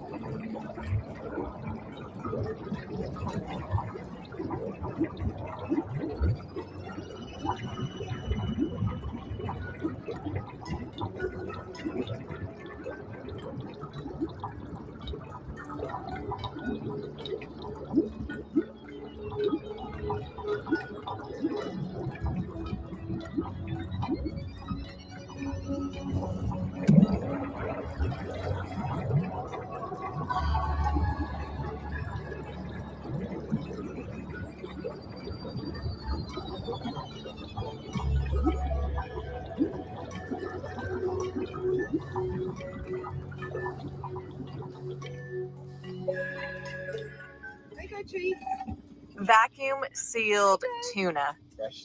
Jeez. Hey, look, it has your name on it. No wonder you like staying with them, huh?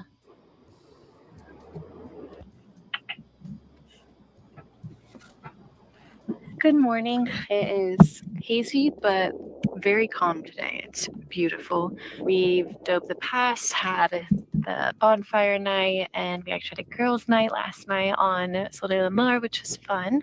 We were actually, 3 of us were going to leave 2 or 3 nights ago, but we keep getting these squalls at between midnight and 2 a.m., and they are terrible. They blow up to anywhere, it jumps to 30. Last night, I think we clocked 45, 50, we believe. It's just, a lot of us just saw the weather moving in and decided not to. And so now we've been blessed with more days together. And I think I'm going to go for a paddleboard on a reef right over here and just check it out.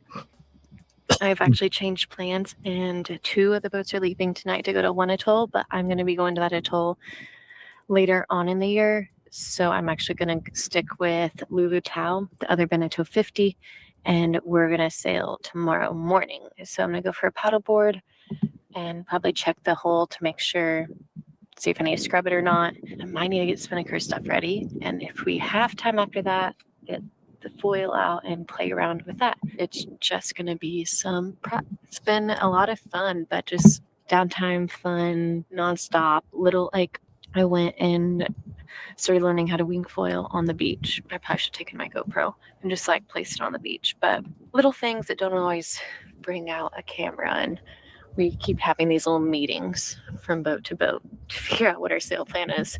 So it's just been fun and a good community. It's rare, but we've had a good week together, and yeah, woke up. This is a relief to have no wind for a little bit after the wind we've had and last night. So I'm gonna paddleboard.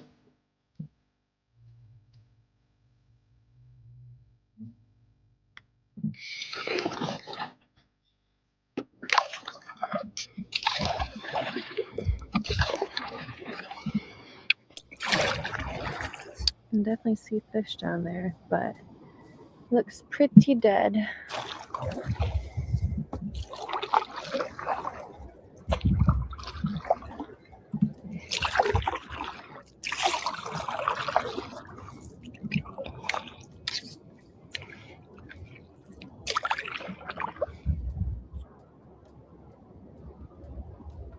Look at them.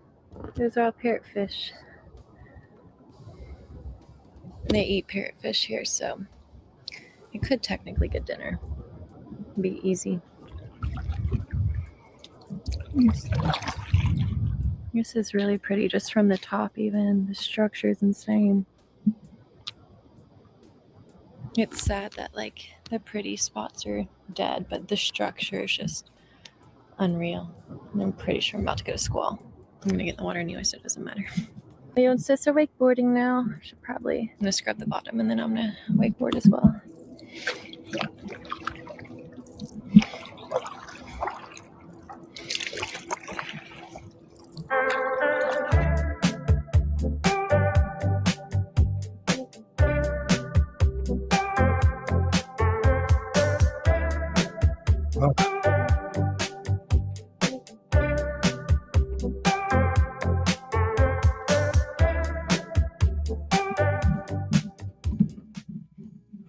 Well, yep. That was actually, actually kind of boring. So what I was looking to do is contrast it with this watch what it's like as Navy sailors to go to sea.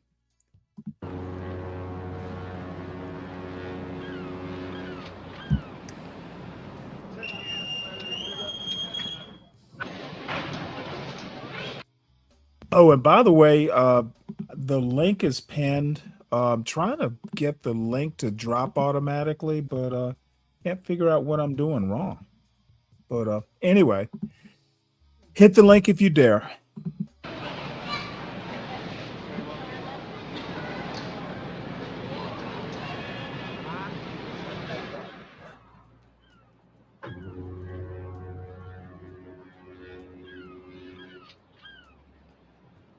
Since the earliest days of mankind, sailors have left their homes and families and gone to sea. On this day, aboard the aircraft carrier John F. Kennedy, American sailors are getting ready to repeat that experience. The Kennedy is one of 516 ships in the United States Navy. In 24 hours, she will depart on a cruise lasting between 6 months and a year and will sail every one of the Earth's major oceans. She'll be second home to 5,800 crewmen. We were given a unique opportunity to accompany these crewmen, to record their last days on shore and their first days at sea. What they experienced as they prepared to depart and as they began their voyage is the subject of this film. Now hear this, all arriving crew will stow their gear, police their cubicles, or report to their department heads. If you don't know who your department head is, check with the personnel office. Good to have you aboard. Form two distinct lines, it'll move a lot quicker. Get your ID cards out.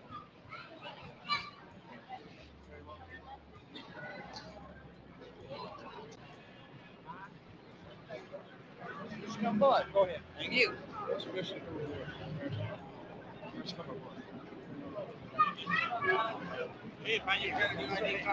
Attention, all non-military personnel, I want to extend a warm welcome. We hope you enjoy your visit. Big John is... What's up, 12th man? Hey, Stanley. Good show. Really love the last segment. How are you doing today? Pretty good. Can't complain. So I guess I'll say it again. The contrast between the two women, pleasure boating on a sailboat versus a carrier. That was a contrast. And for some reason or another, it was Ryan Bardwell, made a dick comment about my naval service. And I wouldn't say it's bothered me, but I'm like, where do these fucking weaklings get off denigrating a man's naval service? He's really a douchebag, and a bigger douchebag. I don't give a fuck if his feelings were hurt by something I said. There's some things you don't do. You don't denigrate a man's service, and you don't go after his family. And too many of these dumb fucks on YouTube just don't get it. So anyway, that's why I'm doing this. Stanley. I've seen a guy going. Well, let me hold on one sec. Let me answer this. It doesn't bother me in that way. What bothers me is that dickheads like Ryan think it's okay to do that, even when their little fee wings are hurt. He's a dick. Doesn't bother me personally. I know what I did. So it bothers me that other people aren't shitting on him for doing it, I guess. Did you shit on him for doing it, Shanard? I take things too far, sometimes too, Con, but I might not be the best messenger for this, and maybe I need to be more careful. But I know he's a longtime police veteran, and I've never denigrated his service. I know what it takes to be a 30-year police veteran. I was raised by one. So I think he even insinuated that I denigrated his service, which nope, would never even think of doing it, because my father, retired cop. So he's a liar too, apparently. So anyway, what were you saying, 12th man? Well, I've seen one person making fun of another person because they were a cook in the military. Oh yeah. And you know, and it's like, so what? They were a cook. They still serve. What did you serve? You know? Well, I am gonna say this. I've made fun of supply officers on my ship. But the thing about being on a ship is, when there's a storm, every goddamn body's going through that storm. Everybody's going to be on water hours. You tend to all suffer together. Now, the one thing on a ship is you never like piss off the people who are doing, mess duty, whether it's a duty or whether their actual rate is mess specialist is what they were back in my day, because those people can sneak you snacks. You don't piss those people off. Yeah, it's funny because when I was in prison, I had one of my bunkies was a cook. Like, he slept in the bunk next to me, and he used to give me fried chicken sandwiches all the time, man. Sneak them from the chicken, or sneak them Right, from the like kitchen. we had this E6 who was in charge of the officers, the ward room. And this dude, to this day, like, I'd never really had chicken wings like the way, like their wing stores and wing restaurants and stuff. I don't think I'd ever had chicken wings. Now we're talking like 1992. But this dude was his chicken wings, like, I've never tasted anything as good. And they were just fried in a little bit. He probably tossed them in a sauce. I've never had chicken wings that good. Is in the Navy. Why the fuck would I tease, some dude for being a cook? And he was a Johnston and Wales. I think it's Johnston, not Johnson. But a dude was like a trained like chef. And no, this dude was like, you know what? Petty officer so and so, you can do whatever the hell you want to do. Don't go into the wardroom, sit on the sofa and watch TV. All I need you to do is just make sure you keep making those chicken wings. You are an officer, sir. You are the chicken wing officer of this ship. All we need you to do is just keep making chicken wings. Yeah, and I always thought, well, at least in prison, Stanley, that the last person you want to piss off is the cook. Yeah, well, those people, maybe they were. Now I think it was Untrackable that talked about that the other day on this panel, and I think he said it was someone who was in the Army did it. I'm like, dude, I've been in Army ROTC, like college Army ROTC. And I can remember, spent a summer at Fort Bragg, and like when they set up the tent and they did, I think they were called Class A meals, which means it's a hot meal, like, cafeteria style out in the field. Dude, yeah, I'm so fucking happy to eat something other than MREs. Like, why the fuck would you be teasing the cook? Dude was probably a wing nut.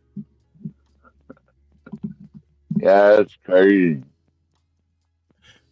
All right, well, What? let's get on with this. This is about somewhere around an hour long, and the link is posted, folks. I'm going to be working on trying to get this link dropping automated. I literally can't figure out why it wants to take so long. Open to dependents and other non-military personnel until 15:30.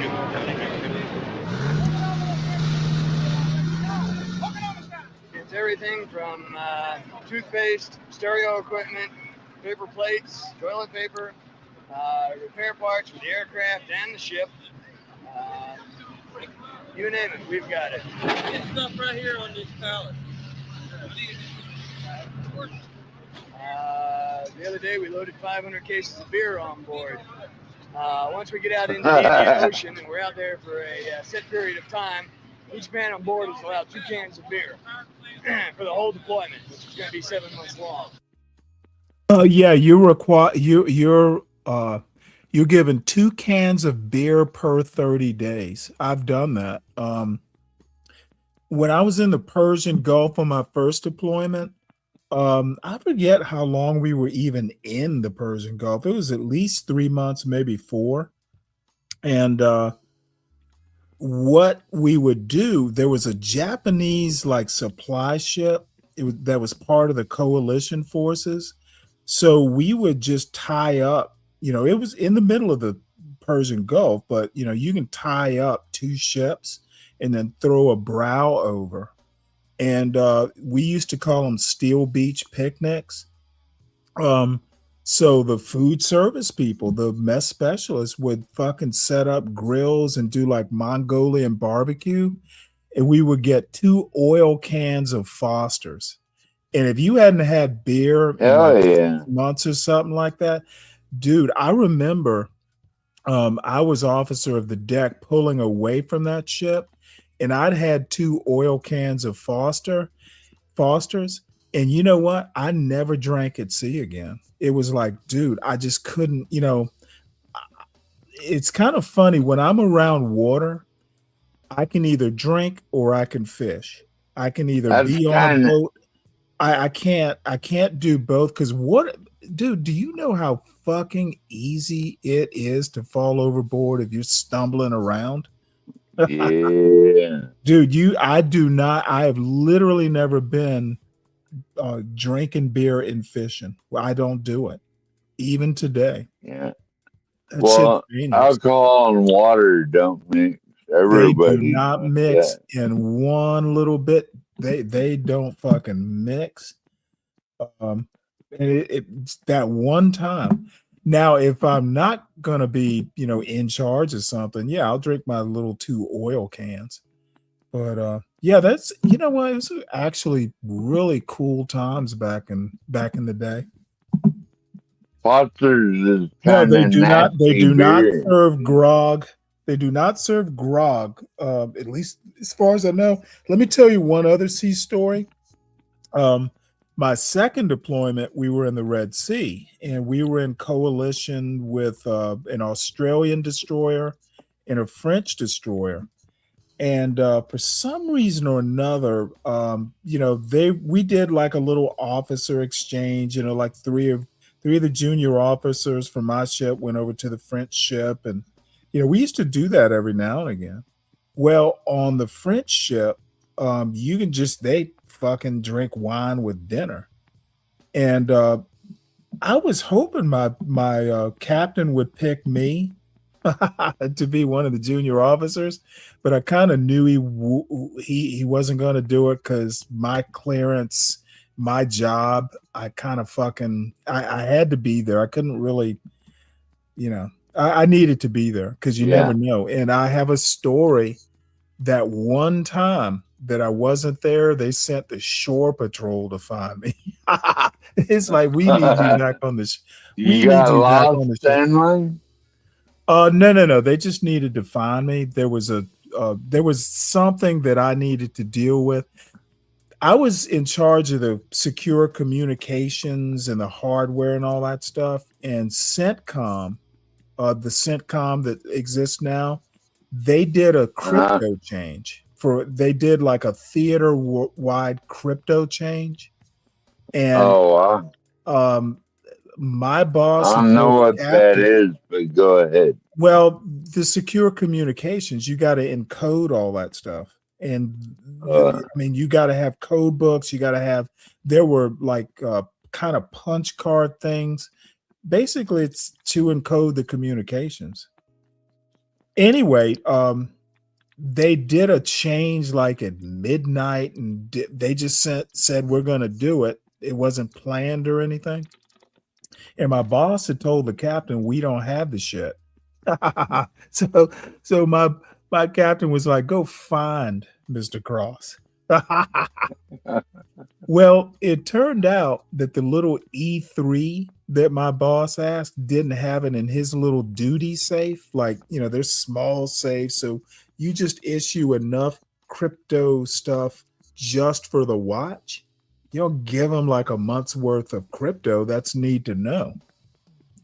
So I get back to the ship and they describe the problem. So I looked at my boss and I'm like, yeah, I know right where it is. It's in my goddamn vault. So I open the vault and pull it out and go, here it is. But my boss had convinced the captain that we didn't have it. So my captain released a message going, now, CENTCOM is not just Navy ships, it's Army, it's all the branches. And the one fucking unit, one ship in the whole CENTCOM theater sent a message saying, we don't have it. So, dude, that's like death. It's like, so of course my captain sent, the shore patrol out to, if he's too drunk, drag his ass back. Turns out my boss was wrong and I was right. But it triggered a fucking inspection. Like you just sent a message out to God that you weren't prepared for this deployment. We want to look at your communications account. But it's me. I'm the communications officer. Like if it's fucked up, I'm fucked up, career over. Possibly the captains too. Turns out that everything was fine. Dude, I don't fuck up. So the chief who came to inspect the account went in the vault and he looked in, everything was in order. You know what the upshot of the inspection was? Well, what's that? After it was over, the captain goes, well, Mr. Cross, how did it go? I'm like, it went fine. The results of the inspection is the chief wants 2 cartons of cigarettes from the ship store, and he said he'll see you later. The fuck? Did you actually think I was fucked up? My boss, and you know what I did though? Because my boss was there when I was telling the captain everything's fine, inspection over, we passed, let's carry on. I literally told my boss in front of the captain that from now on, you have nothing to do with my communications security account. You are not my boss. I work directly for the captain. Do not interfere ever again. And my captain didn't say shit. Dude, that guy, and he was a new department head. He should have fucking called me first because I'd have told him no problem. Well, we didn't have fun. That was over some cigarettes, Stanley. Okay, you know what? No, everything was fine. So let's get back to this movie or this video. I'm going to the Indian Ocean where they say the bass are that long. I'm gonna catch me one. And if I don't catch me one,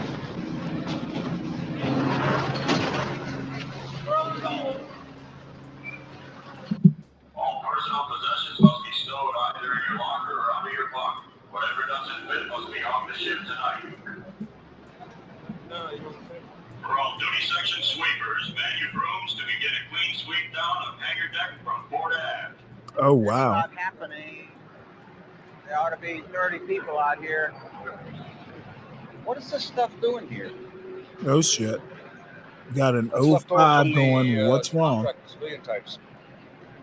You got a lot of little odds and ends like that. Look, one thing you got to get a handle on right now. This kind of shit's got to come out of there. you guys gonna do outside this door? Hey, when are you gonna skid outside this door? I love it. I love it. Put that guitar up and get the work on it. Yep. I love it. Dude. What's this shit doing here? Fix it. Here it's filthy. And I'm going down below. I'll be in a dungeon. John Piano, the Kennedys' executive officer. Oh, fuck. The XO, second in command. He's the ship's mayor, den mother, troubleshooter, Go ahead. chief How you disciplinarian. doing? You're gonna spill out in my passageway, and I'm gonna break your legs. You need to retrieve it. Let's just talk about it before we send it up to the captain, okay? Piano, a career officer, has been in the Navy 22 years. He's responsible to the captain for the thousands of details that keep the Kennedy functioning at sea, Good morning. How you and for everything that must be done before departure, first thing tomorrow morning. Spouse get here yet? Is he aboard? Call him in his stateroom for me. Come on in. Newsletters. How often are we going to put a newsletter out in the cruise? Yes, sir. Familygrams? Familygrams. Not later apart than 1 month. Yes, sir. That's no problem. Wanna start? We're geared for that. How's your weekend? You ready to Thank go? you. Yes, sir. No, you're not. See you later. Yes, sir. Thank you. Next. Let's go.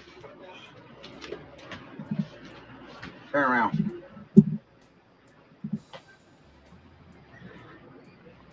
Now turn around again. And you tell me the legal limits of a mustache. Where is it supposed to end? Corner of the mouth, sir. Where does that one end?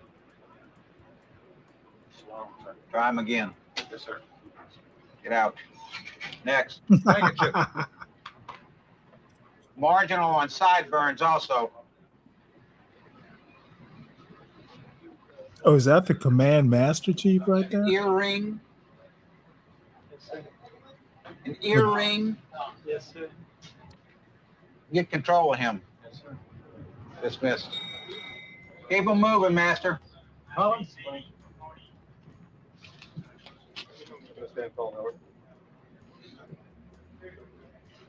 Take your hat off. Oh, Christ. You don't even have to turn around. That's a very nice haircut. I think it's appropriate. This is where all the sleeping compartments, excuse me, guys. Aviation all bosun's the mate guys sleep at. Octavio Villolona, There's 5,000 guys here, you know? a sailor for 10 years. During that time, while he and his wife were raising 3 kids, Go ahead. he spent more time at sea than he has on land. You think you can find your way if you got lost? Yeah. You could. All right, that's better than me. I got lost one time and it took me a long time to figure out where I was. Villolona's job on the Kennedy's flight deck is considered one of the most dangerous in the Navy. Okay. Go in there, right in there. Come on, go in there. Okay. You set it up there on the table, yeah. Right there on the table. Right here. What's this? Huh? Yeah, we use it to direct the airplane. Okay? Open the line. Just for us, the lightsaber. Huh? That's all we can use at night, JR. Find our way around. 3 bars of soap? I need more than that. Yeah, hold on. Why 3 bars of soap? I'm gonna be gone for 8 months. That won't last me long at all. What's up, chap? No. Oh. You know that I'm gonna be leaving for a long time tomorrow, you know that? How long are you gonna be leaving? 8 months. Long time. You might have to do the whole 3rd grade without me being here. I know you're gonna pass, right? Yeah. You take care of mom and the other guys, right?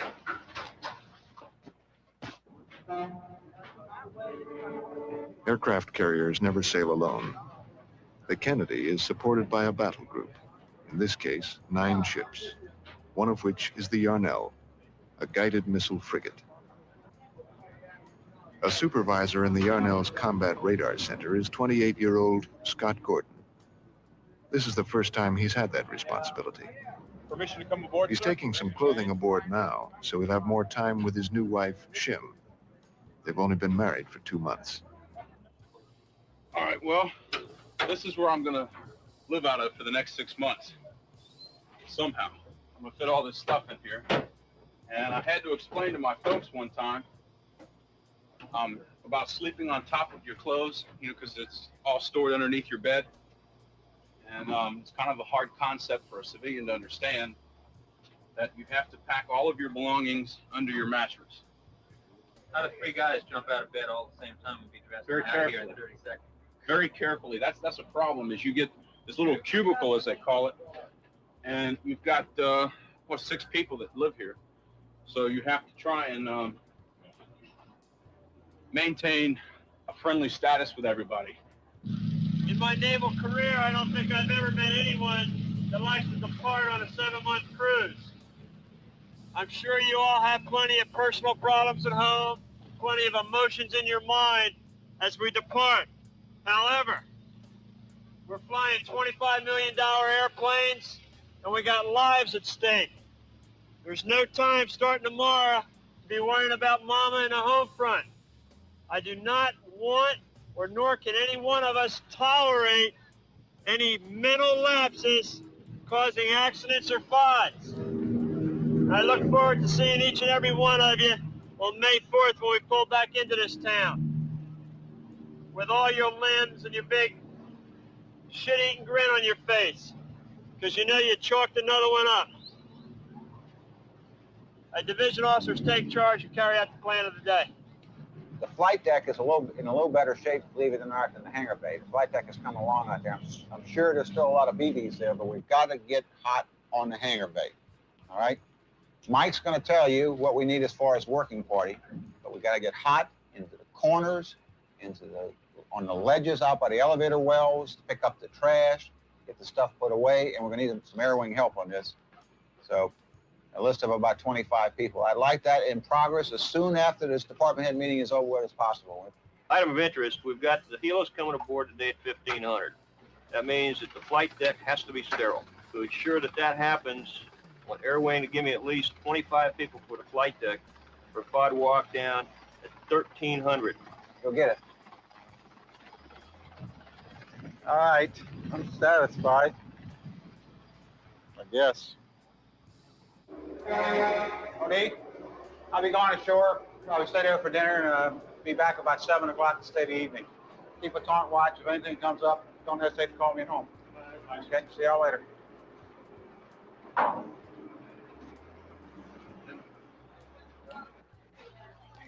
I'm not taking any romance books. I'm sorry. Harlequin doesn't do anything for me. No romance? No romance. Okay. See, there was another Vietnam book over here that I wanted to. Why are you, I would think you'd want something to keep your mind off of it. You want to get a dog? When you get home. You don't want to get a dog before I leave? We'll talk about it when you get home. He won't know you. We get a puppy now.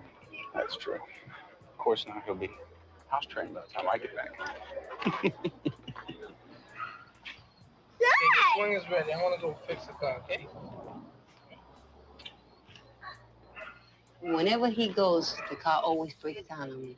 So I always make him do a general repair on the car. I always tell him, make sure this, make sure the tires are good, the battery, the plugs, make sure it's got a good tune-up.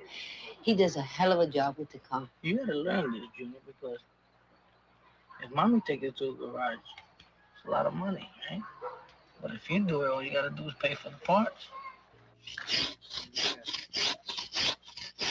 I want you to make sure you get every piece of that. Don't leave any. You want to try? I'm serious. I'm not gonna get out here and do it. You're very independent when he's gone. You have to be very independent.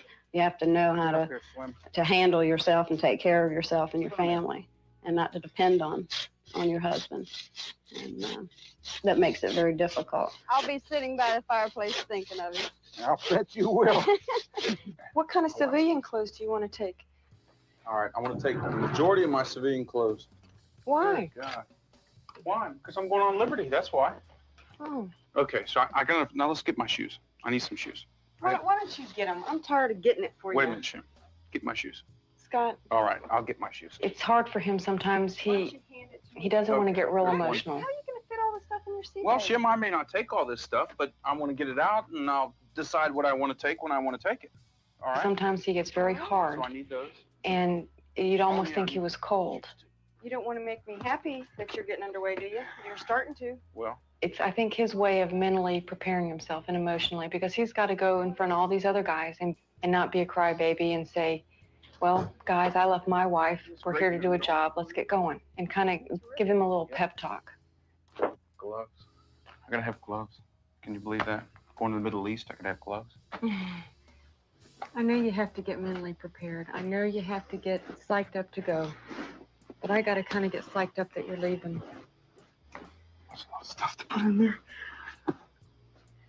You know, you don't have to get me mad at you to make it easier. I know that. I know that. Okay. Just bear with me, huh? Oh, what'll happen if, say, we decide to get into this war? Well, What will be your position in that? Will you have to go over and Our main goal in the crises in Lebanon right now is to protect the peacekeeping force that's there, the Marines that we have ashore. Mhm. Remember, you only have 1,200 Marines there. Mhm. You're talking about hundreds of thousands of the various factions that are fighting in Lebanon. 1,200 Marines can't stop that. You're avoiding my question. Yeah, you're probably right. We're not at war there. Mhm. We're simply on a peacekeeping mission, a show of presence, and at the same time, to protect the Marines. You're avoiding my question. Are you going to have to be involved in it? Well, of course I'll be involved in it. I would want to be. What will you be doing? Flying? I'll fly. You can understand that. Yeah. I think I know you well enough. Plus, I'm safe. You're safe. I promise you if I Get go, your St. Christopher. I'll promise if I go, I'll come back. Okay. You best. I'll do my best to come back. I hate to leave. This should be the last time for me. Wow. I hope so. On the last day, we usually pretend that he's really not going anywhere. What we do on that day, I make him a really good dinner. We all sit around the table. We say a prayer. We eat our dinner. Comes 8 o'clock. We put the little kids to bed. He has to talk with the kids. After he finished talking to the kids, you know, me and him, we usually sit down and we just get drunk, you know, and enjoy the evening. All right, Mark, you be good, okay? And I'll see you in a couple of months. Write me a letter, all right? Come on, hon. Bye.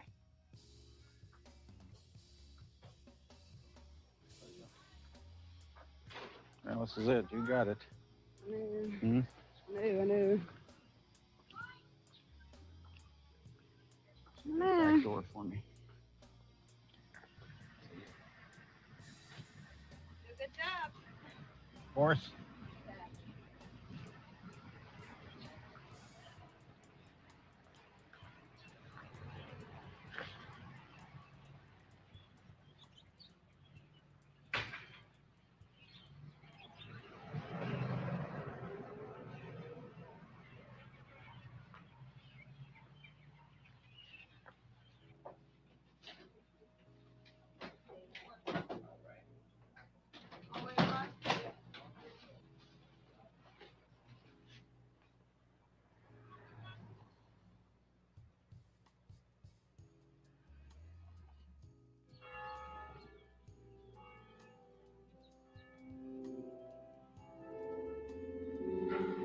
And we pray, Father, we place ourselves present to you, present to one another, mindful of the separation that will take place in this family, but one that's necessary for so many reasons, for the defense of our own country, for the good of all of us. So, Father, we pray that this family will be constantly under your watch.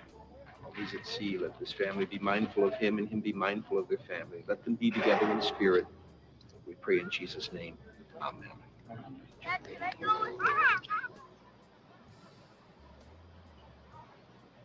Like you're at a funeral and you're trying hard not to cry. That one person that you care so much for is leaving. And it's not because he particularly wants to, although you understand that part of it. But everything you know as orderly in your life is just turned upside down.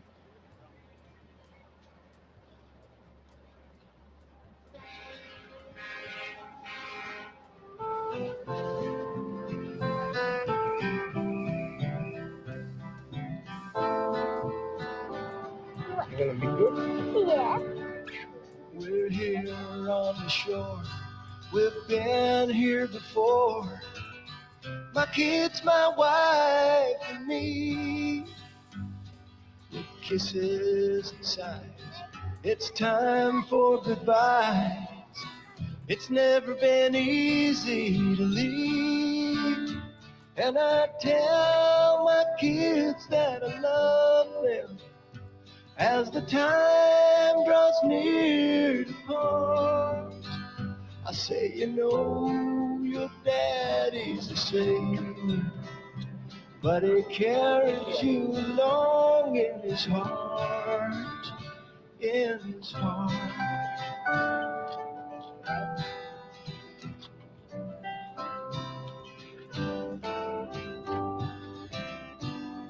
We're here on the shore, we've been here before. My woman puts her hand in mine. She says the hardest time is night, but I know she'll be alright. And I hold her one last time. She whispers a prayer for my safety, and I hope she understands that the job I do on the ocean is for all that I love on the land, on the land.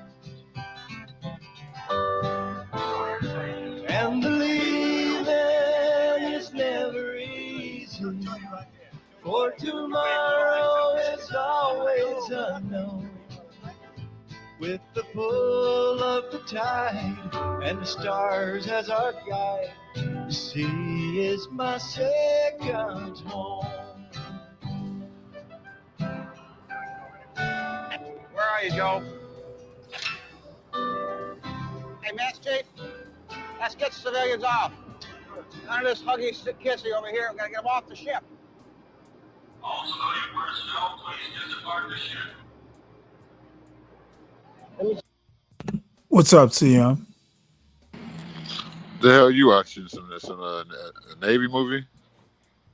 Well, it's a video. I've never been on a carrier, but it's close enough to. I know, fucking Ryan just kind of pissed me off with that comment of his. So what comment? So he made a comment about, well, I've never seen anybody who served in the Navy for 5 years. And I'm kind of like, what the fuck are you talking about? Yeah, enlisted will do 2 or 4, whatever. Officers don't enlist, they're commissioned. It's a different process. Yeah, I do think he has especially I've had a conversation with him about his rank and that he never got as an officer. So yeah, he could have that envious towards you because I do have a Navy friend. But the benefits are great. That's where you want to go if you go military. Well, I would go Air Force if I was going to be enlisted. Yeah, but that's way more. You got to be qualified for that shit. For real. Right. Well, Air Force is hard to get into either way. And it's not like I'm obsessing over it, but he look, I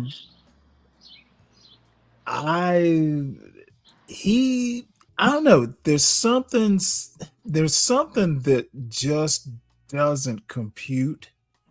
Why the fuck does he get? Why does he even care? Why is he even on YouTube? If you're rich.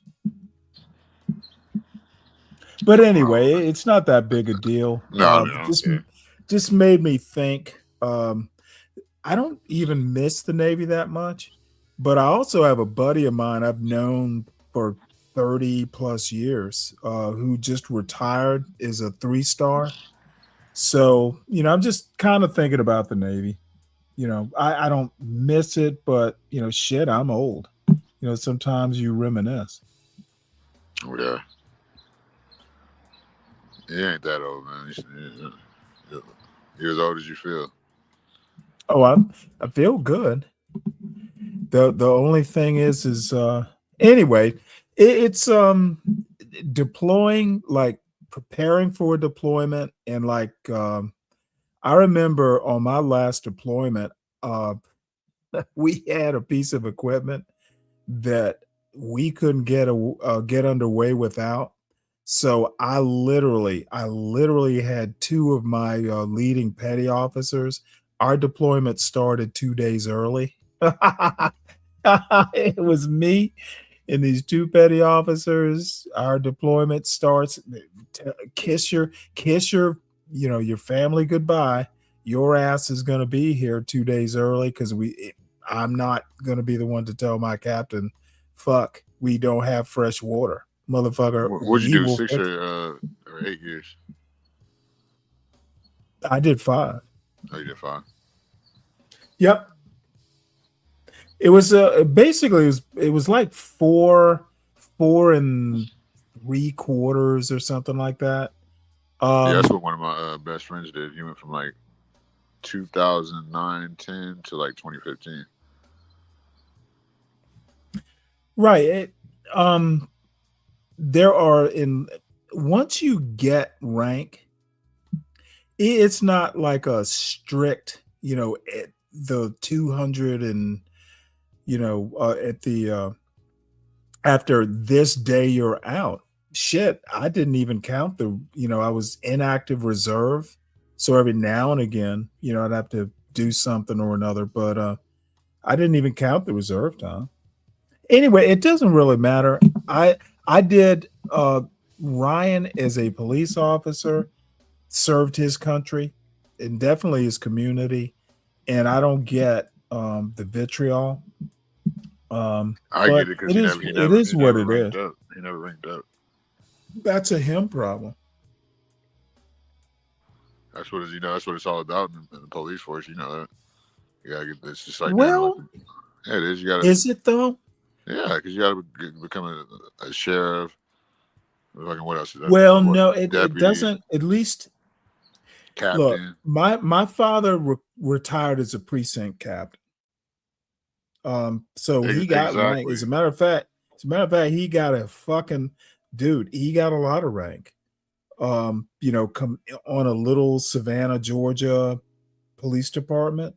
And the thing is he didn't have a college degree, so he couldn't go higher. And then once you get up to like that level, it becomes a lot more politics than even merit. They're not going to promote you. You don't take a test to advance past captain. I'll put it that way. And I don't. Yeah. When Ryan said he was a retired police officer, I didn't even ask him his rank. I don't give a fuck. You did 30 years. That's I mean, but your one thing rank. that I was talking to somebody about it last night. I don't know how he was a CO and a police officer. Mhm. That was kind of strange to me. Man, that's I would think the CEO is a totally different job. It is You know. nothing. They're not police officers. Yeah. He said he worked as a bailiff, but it just it's kind of sketchy story. Very sketchy. Well, it doesn't matter. I mean, it matters.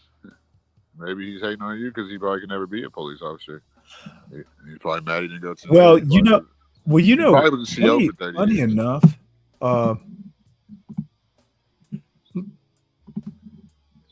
well, he would hate to,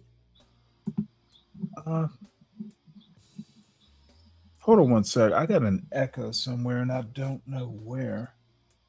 Well, I think I found it. Let me tell you something. And I passed the FBI test. So I almost became an FBI agent. I just, and I think I kind of disappointed my father. I just told him I don't want to carry a gun for a living if I don't have to.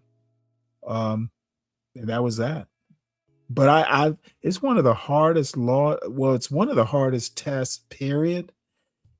Because it's like a psychological test, it's an academic test, and who knows what it is now. But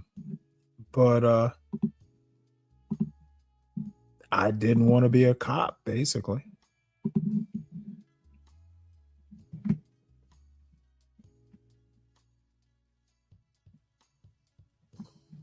So anyway, let's get back to this video. I'm sitting here trying to troubleshoot.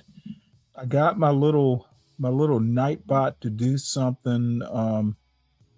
Did it once, didn't do it again. I'm gonna have to figure out why this thing wants to be obstinate. By tomorrow, so you guys can get going, because I gotta go now. I gotta go, right?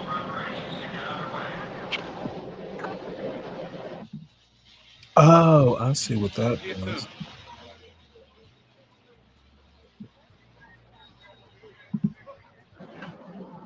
You guys be good now, huh? Ivan, you be good. Bye. Bye.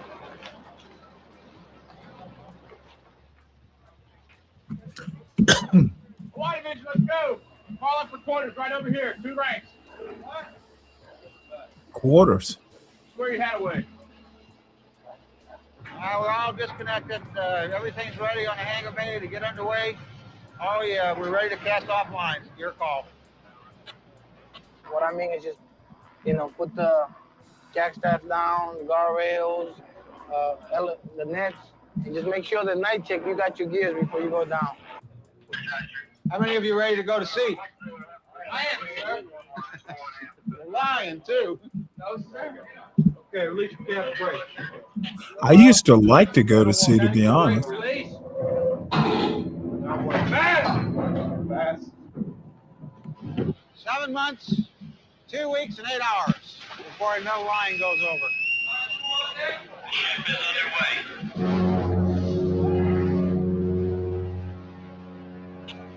We're moving.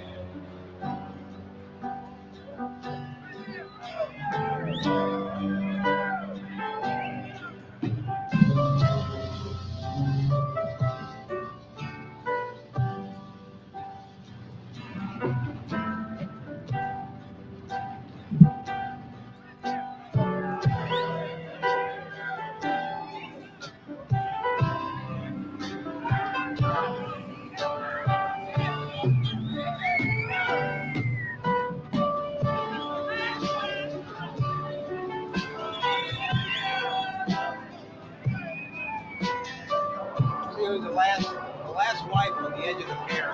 Oh. Right in the center of a basket of fruit.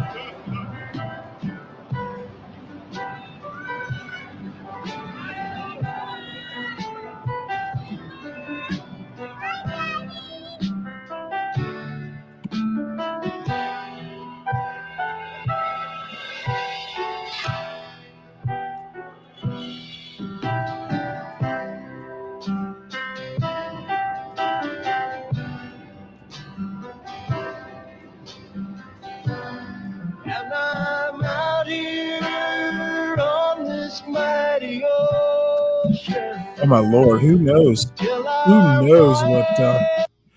knows what kind of copyright infringement that's gonna bring? Again. And on a fucking bad song. Till I come home to America again. 7 months, 2 weeks, 8 hours. All right. We've got a 6-month cruise coming up. My first one. I'm sure most of you guys have made at least one cruise already. My first cruise on this. Oh my Lord.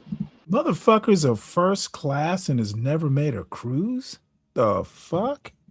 Oh wow. It's going to be long. Write your girlfriends.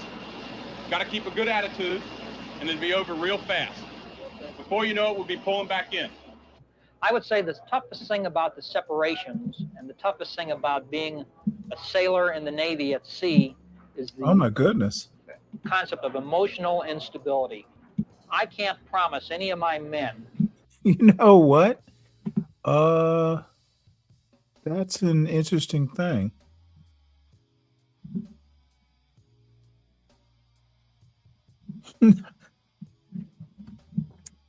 You got something to add? You asked, what is I watching? Or was that an old message? God damn. No. I mean, I sent that. Like, I mean, it's your show. Go ahead. It's your show, man. Go ahead. Well, no, I'm playing around with some settings here. So yeah, it's a Navy thing, and you know, let me tell you something. I think many people don't get it. You know, it's almost like driving a car, and anyone who wants to be a passenger in the car can come along for the ride. I I do think about what people want to see, but not that much. Um, you know, it's kind of I don't. Most of the people here, like a Khan Shawnary is a good example. We tend to be kind of interested in the same sort of stuff. There are people who are interested in my boring shit. I don't do I don't do rap videos. I don't care about what celebrities do, that sort of thing. I'm watching what I'm watching. It is okay if you're not interested. Where we're going to be tomorrow, when we're going to come back from deployment, or what we're going to do on deployment. Because we're an instrument of national policy, and that's the great capability of the Navy, the ability to respond, go to anywhere, almost anywhere in the world at a moment's notice, stay there, do the mission, and then come back home when the mission's over.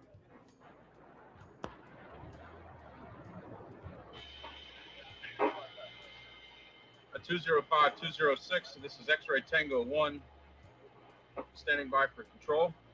Scott Gordon Roger, sir. in the Yarnell's Radar Center. Martin Tacan. Roger, sir. Immediately after the Kennedy's departure, the Yarnell was pulled out of our battle group and sent to join another off the coast of Spain. We stayed with the Kennedy as she headed for Lebanon. You're in the middle of the Atlantic Ocean almost, and this is a small part of America floating out here. It's a city, and we're totally self-sufficient. I need no support from land. Probably 3/4 of the men on the ship just said goodbye to their wives, their children, their girlfriends, their mothers. And I will bet you that they've already started a major transformation. As a matter of fact, it started the moment the last line hit the water and we were free from the pier. Major transformation. They haven't forgot about them. They still love them. They still care for them. They'll still write to them. They'll still worry about them. They'll still want to be with them. But now they're in a different environment. They've got to be able to function in this family unit. On a flight deck, let's make a ready deck. All unnecessary personnel clear the flight deck and catwalk areas. Those personnel remaining get in a complete flight deck uniform. Get your helmets on, buckle, sleeves roll down, and goggles down. Those goggles, will you? Hey, get them moving. Get them moving. Check the chocks, tie downs, fire bottles, tow bars, and other loose gear back to deck.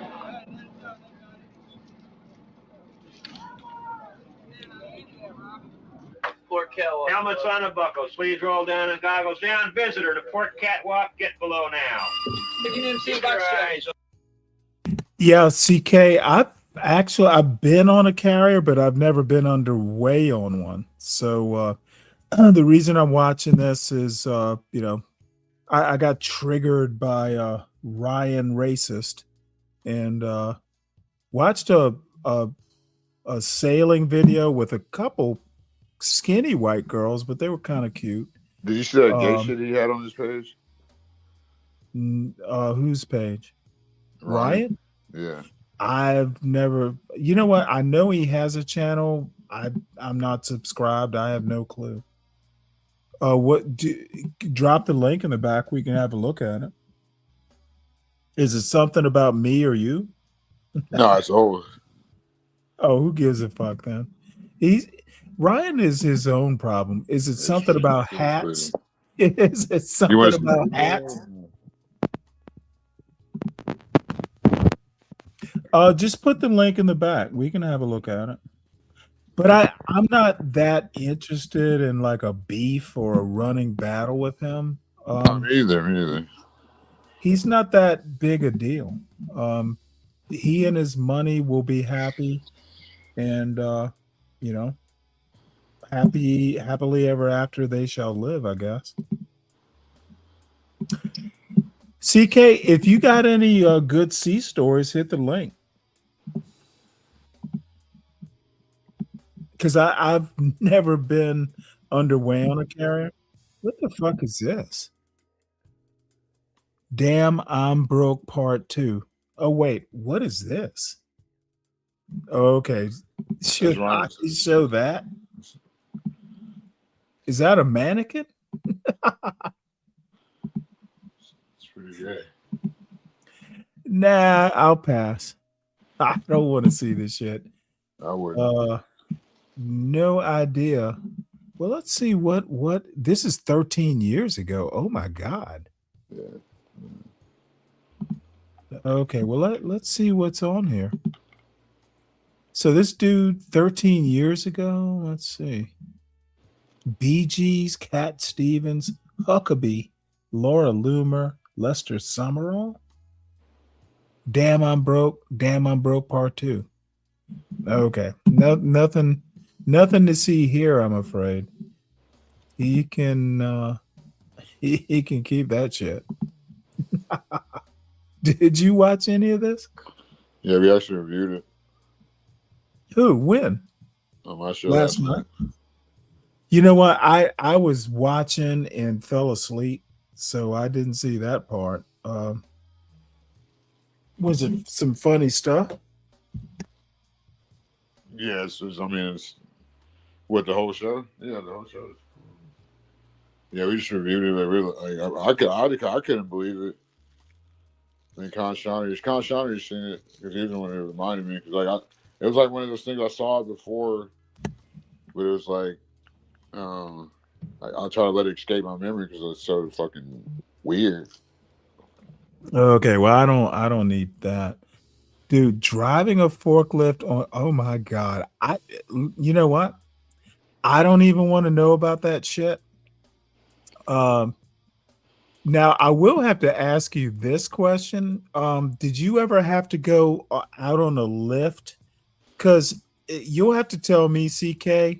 I don't know, but some of those areas where they're lifting planes and those elevators, you can actually fall off and go into the drink, right? There's no guardrails when you go out on those fucking elevators. Tell me if I'm right or wrong. That shit, dude, I don't even want to think about what could fucking happen if you're strapped in to a fucking forklift and you fall in. Dude, that's gonna be a problem. Damn, I don't even what, dude. Could you imagine driving the L? So there's a possibility you could fall into the ocean. Because I don't know, like I said, I don't know that topology. Are there restraints or something on the forklifts? Because I've never seen any. Like that's like free. Don't go too far would be what your chief would tell you. On that port catwalk now because we got a lot of new guys around and it's been a while. Single insured purchase break, sir. He's about 3 miles now. Who's this? 103? Yes, sir. Green light out. Green light out, boss. Roger, 36. Split out before we slow it down. First flight is autonomous. Should be arriving in about 2 minutes. The Kennedys' airplanes are approaching. For safety reasons, they don't join the ship until she's well out to sea. The men are tense. Landing jet aircraft on a flight deck is a dangerous business. It's also been more than 6 months since the ship last conducted regular flight operations.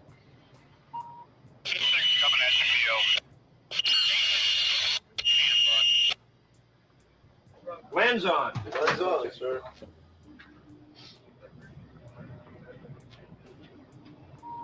Roger.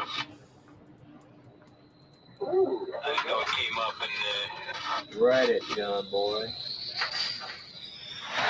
but it had a 103, the bolter, check the top cat. You're right, we're back in business. The Kennedys' 80-plus airplanes touch down at 110 miles an hour in what the pilots call a controlled crash. Each must immediately be moved out of the way so the next can land. As soon as the star hook us up, send them out of the landing area. Split-second timing and precision movements within inches help prevent costly and dangerous accidents. Why don't they just take it back over there? That should be our first priority because we're gonna park airplanes back there. Okay, clear them out. Clear them out. Okay. Clear the landing area. Clear the landing area. On the double. On the double. Relay. Watch the foul line there. It's all right. By the way, they do this shit pretty much 24 hours a day, unless the weather is just, over a certain level. And then if the wind is bad, you can probably always find a good wind. It's a weird thing. We used to have to land helos on the back of my ship. So sometimes you have to find the right wind for the pilots. But they're doing this shit at night and sometimes in stormy weather. That shit is scary. And every year there are people who go over the side. People don't know how dangerous. People don't know how dangerous the military and the Navy is. People die in training accidents and routine, like non-war stuff. Oh, is that how it works? Watch out! Watch out! Oh, don't jump off is the safety protocol. Yeah, okay. I'll stick to the damn destroyer where you might be washed off by a rogue wave. It seems safer. Resting gear on.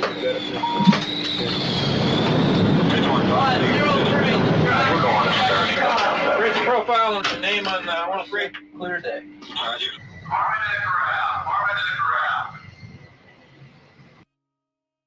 Now, they don't do man overboard on a carrier, do they? Unless it's plane overboard.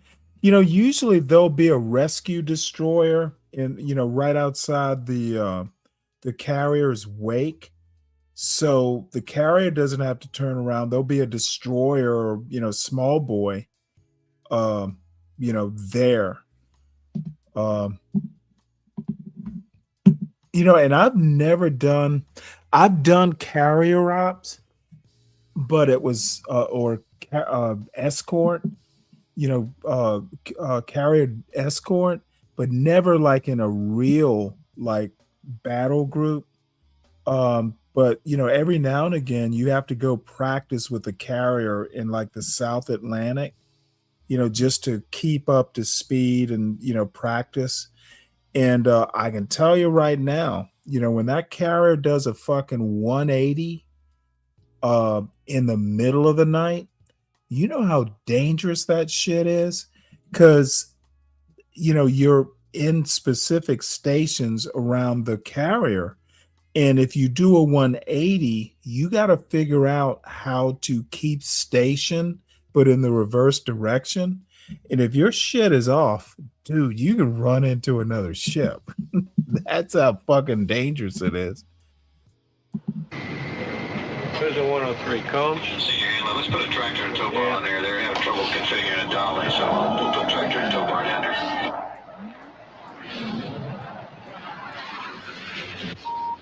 2 more times approaching the break. Roger that. Got a time at the bow. Right now, we got a Tomcat on final. He's aiming for that wire. That's the number 3 wire out of 4. He wants to miss it. He'll have to go around again and get back into the pattern. Sometimes they wave him off because the wire is not fully retracted. If the wire doesn't come all the way back, that means the machinery is not reset. Therefore, they can't catch him like that. Who was there, bro? Who was the pilot 705? I have to talk to anybody about telling other people to get goggled down. I'm going to get upset. Cowboy. It's bad. What's this?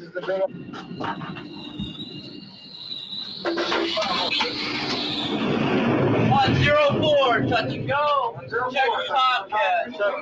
Check them time. Roger, 5226 Tomcat. The flight deck operation is probably the most well-orchestrated operation you'll ever see.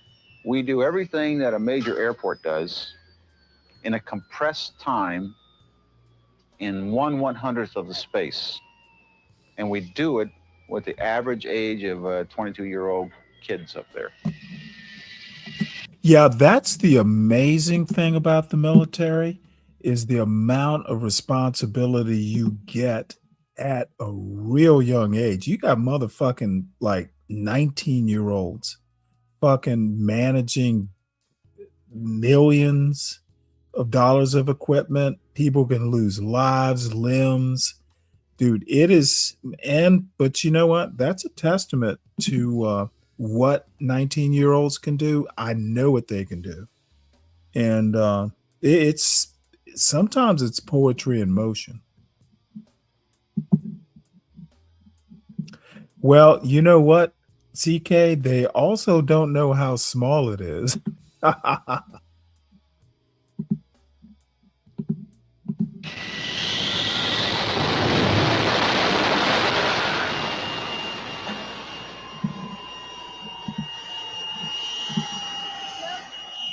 A10 or A8?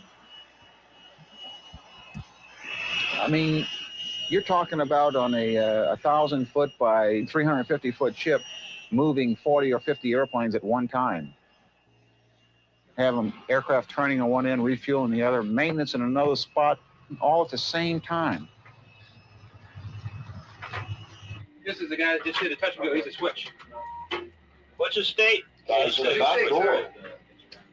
On the ball. Whiskey. 705. 705 there one time. 005. 205, Trap. 42. Get a new pilot for 205. I don't think it's What's the state on 205? Huh? No, I don't think you have. 205 state.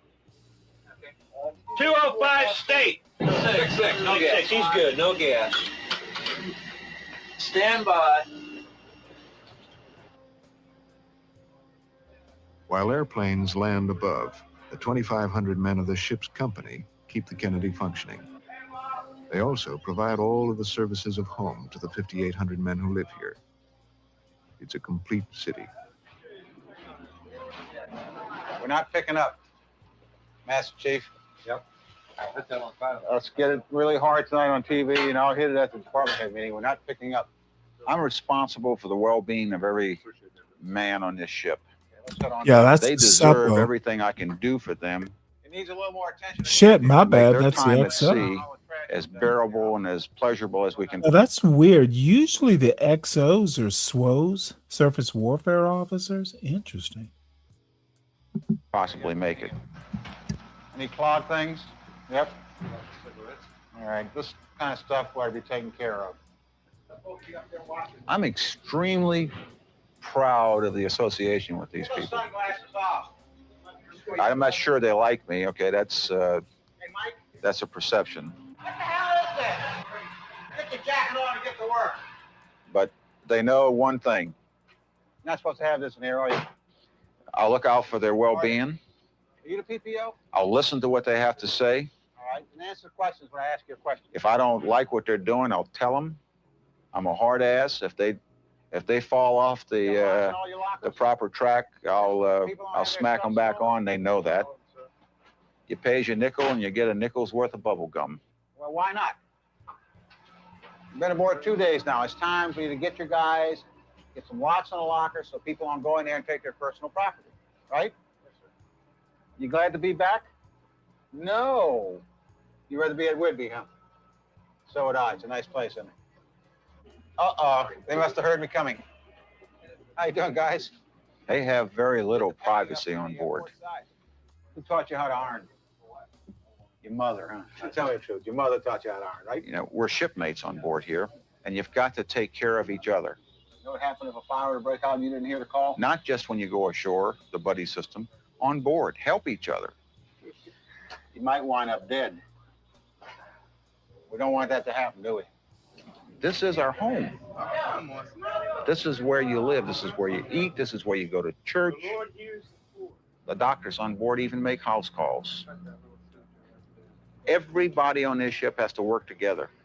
Brazilian article, we gotta leave it out this time. We'll run it next time. That feeling is just overwhelms the ship. That it's a family unit and we take care of ourselves. We're gonna feed 5,000 people. We're gonna season this with salt and pepper.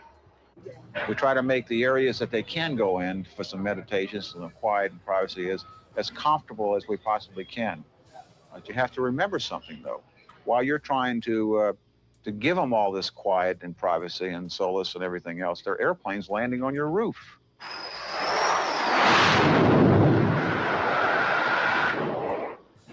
Yes, sir.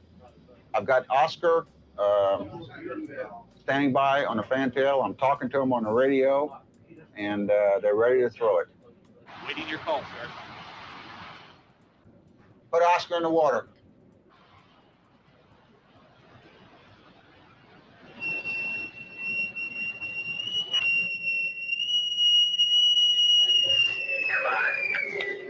This is Bruno. Man overboard. Man overboard. Port side.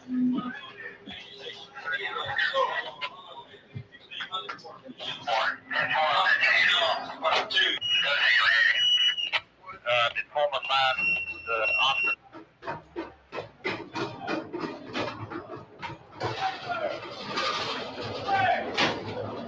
Greg, get home. I'm on the port side. Let's go, guys. Yeah, got it, baby. Get a kill out. Go, down. Away. Go. Brewer. Go. Sail. Water. Good job. Right here. Good show. Good show. Help me bless out. Help me bless out. Help me bless out, bro. Come on, come on, come on. Tighten up, tighten up. Man, they're ready. Not just as soon as I get the silverman in the boat. We don't need we got a radio. Port pocket is manned and ready. Port on the right boat, manned and ready. 3, I am 3. AA Conway, S2M. LI 307. Man overboard time +9. We'll call my personnel report. The ship's coming. Personnel office.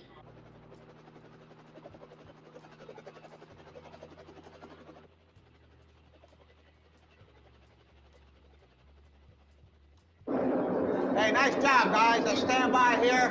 Helo's got Oscar in sight. We can do it better with a boat, can't we? All right. Okay, guys, let's see if we find out who it is. First division. We've got 5 names for first division. You did that yesterday. Huh? Hold on. Is Lieutenant Stevenson on the bridge, man? Who we at, plus 16? What time are we working now? Plus 12. Plus 12? Good, we got a good muster going. Okay, Seaman White. Number correct. Names. We got it. He showed up. Man overboard time was 13.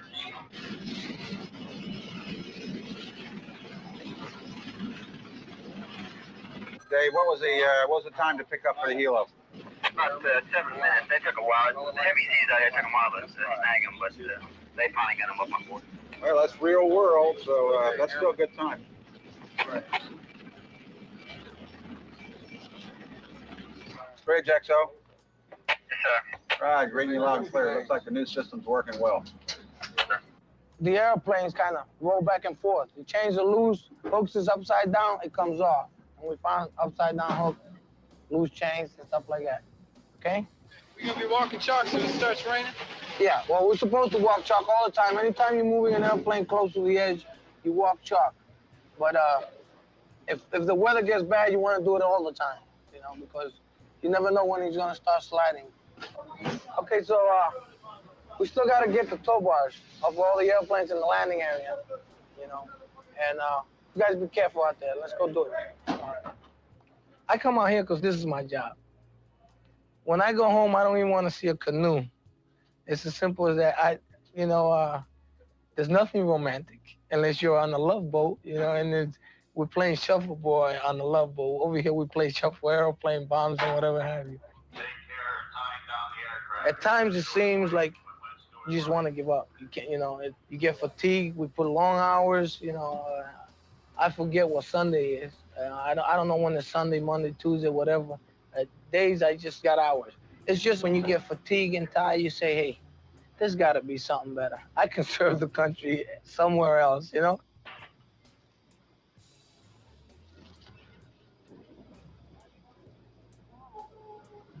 My feet are already killing me. Those assholes you put in your boots? Yeah. I got another pair. Let's borrow. Stand by, please. Good evening, Kennedy men, and welcome to the first of many Fathom shows and a long and hopefully enjoyable cruise. We got a lot of stuff we want to talk about this evening. I've invited XO up to this TV studio, and we're going to do a little firing back and forth and try to cover as much ground as we can. XO, welcome to Fathom. Thank you, Good to have you here as usual. Good to be here. Good to be here. 219 more Fathom shows to go, if I computed correctly. But that's not counting the days in port. We don't have to do a Fathom in port. I got to have a little time to go over there and just taste some of that good Italian chow wherever we go. I thought you were one of those guys that didn't go ashore. Well, once in a while. Once in a while. I understand that. You're right about one thing, though. We got a pretty important job to do. And I'm sure that the men on Kennedy understand that. We've talked about that so many times before. And I know that they're going to do the best they possibly can to keep us razor sharp so that we're ready to take on any contingency any place in the world called on. Tonight, you need to get out and look around your spaces, your compartments, and secure everything that's not tied down. It needs to be tied down. It needs to be secured to something so it doesn't fall and hurt you. Before this is over, we're going to travel virtually all the major oceans of the world, and anything can happen.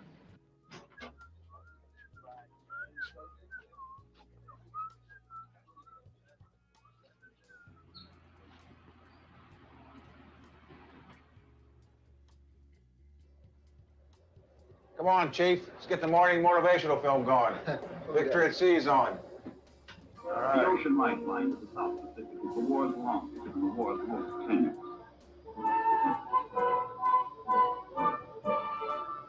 I wonder if they had trouble with mail calls in those days.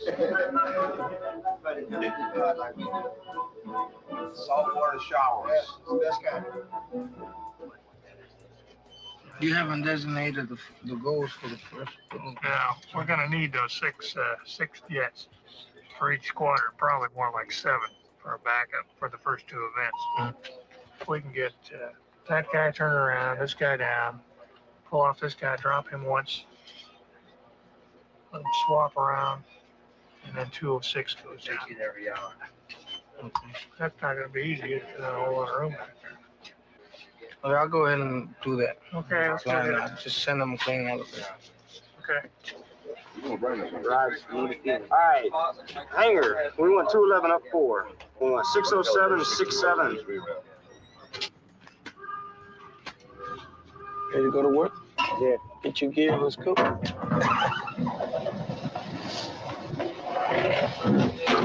See that A6 back there? We got to put it on the other side, otherwise. Just before I came in the Navy, I was working with the phone company. I had just dropped out of high school, or I was running around so much that I was asked to go into an adult scene. Send them out. Watch the rabbit hole over there. Send them out. And what I really wanted to do was, become a jet mechanic. And I seen a sign. I was going to join the Air Force, and I walked in the Air Force recruiter, and he wasn't there. So I went across the hall and asked the Navy recruiter, have you seen this guy here next door? And he says, no, but we got airplanes too. Have a seat. Huh? You got a problem? What I want to do before the launch goes away is go over the hand signals again. Okay, everybody knows all the hand signals because you people don't seem to be paying attention on the hand signal. That's right. This means I need a blue shirt. Everybody knows that one, right? Okay, this means break it down. This means tie it up, chalks in, chalks out. Everybody got that. And most important, this one you guys see a lot. Get your head out your ass. That's it right there. That's the one you're going to see when you got walking around space cadetting, okay? So let's go ahead and go for it. When I go up on the flight deck, I like to get to my airplane as soon as I can because I feel safe in there. I feel safer up flying than I do on the deck of the carrier. Make sure you got enough brake pressure, bro. Pilots like to go flying. If you want to see a pilot really act like a little kid, tell him he's not going flying. He'll start jumping in the cockpit just like a little kid and banging the window and howling and shaking his head because, he wants to go flying. They know we're the one that make it happen. If he knows if he gives us a hard time, he'll be the last one off the flight deck.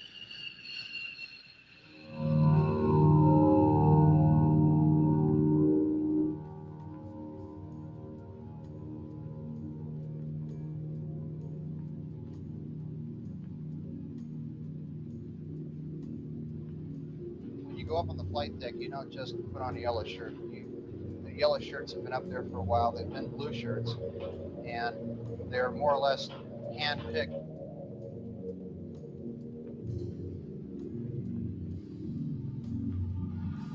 The guy you really have to trust that nobody can look at or anything is the guy that hooks you up on the catapult.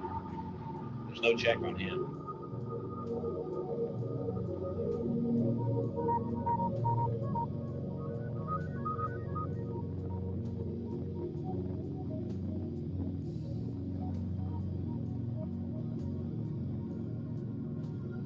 This isn't your everyday team, football players or baseball player. The one thing that we have to look out for is the next guy. What he does can cause my life, and what I do can cause his life. To someone who hasn't experienced it, it's hard to describe the danger so that you can adequately appreciate it. Gas is coming out of the engine. It's real easy to lift somebody's feet out from under them or send them flying down the flight deck. And obviously we are a floating island, so that if you don't stay on the flight deck, you're going to get real wet.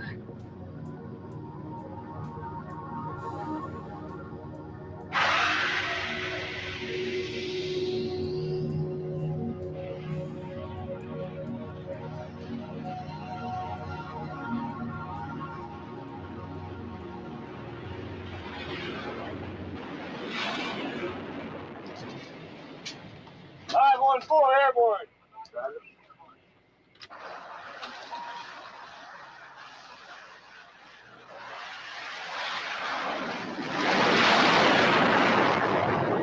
The flight deck is like a ballet, except instead of petite ballerinas, you have 60,000-pound airplanes.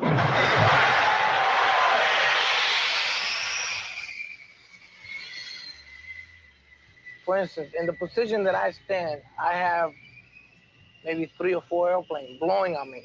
So I gotta be eyes behind my back to see those airplanes because I gotta look the other way in order to keep the operation going.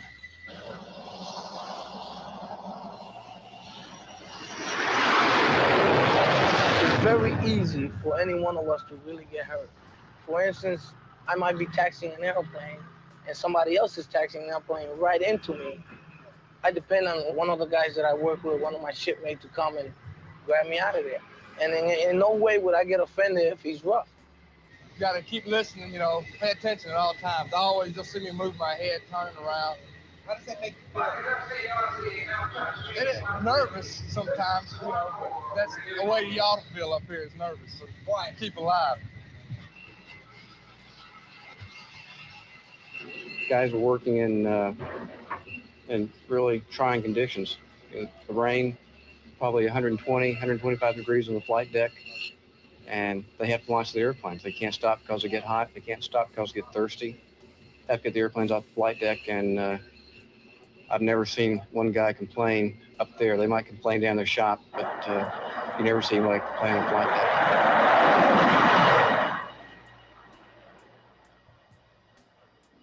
I see a lot of guys that have done absolutely nothing with their life. In the period of time, you know, when I go home on leave, and I ask them, so what you been doing? Hanging out. I'm not hanging out.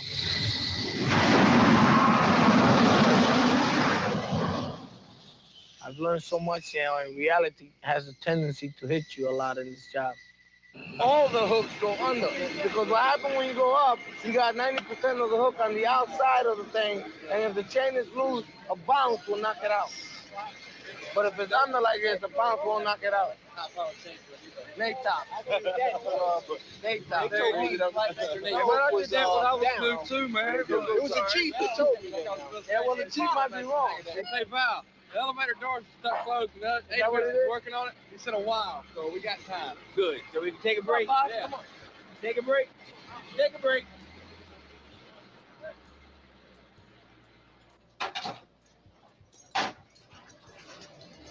Is flying one of the best parts of the job? Flying is the best part of the job, no question about that.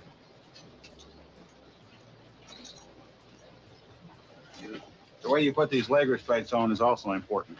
You always put the left one on first, and then the right one. Why? Because that's the way I've been doing it for 20 years. You're lucky. You're not going to change it now, do you? And you take them off, it's just as important to take the right one off first and the left one off last. Now how it goes, Jim? I take them both off at the same time, Ted. That's great. Some new tricks. Younger generation. How many times have you gone off a carrier in your life? I think the number is 1,275. Roughly. Plus or minus 10. One time I was on Cat 3, and I mean, you know, I've been doing this for a while, you know. So I'm bringing this airplane up on the Cat. We had this guy named Murray. He was pulling this A6 off of the range, you know. So he turns the thing, and I'm spotting the Cat, and I'm not aware of what he's doing. So the ship's in a real bad list, so he tells the guy to speed up, you know. So the guy pushes real hard on his throttle, and it blows me over top of the Cat track, and I'm sliding, I'm falling down, I'm directing the airplane when it goes all up. And then, you know, as I'm falling, I'm still directing the airplane. Real cool and get up, you know, shake it off. Didn't happen to me, nah. You know, No way. Yeah, you didn't see that. Yeah, but what about getting hurt out there? You got a chance to get hurt. If you get in your car, you get hurt, right? You don't think about that. I never think about the factor of getting hurt. The chance. It's afterwards you think about it. Yeah. Yeah, but it happens. I mean, it happens all the time out here, doesn't it? Yeah. After it happened, you say, well, man, that could have been, I should have been me. Oh, what happened? Wow, that was close. Saw two guys get killed. I think when you're put in a situation where you really get close to the things that affect the whole entire world, you kind of have to grow up quick.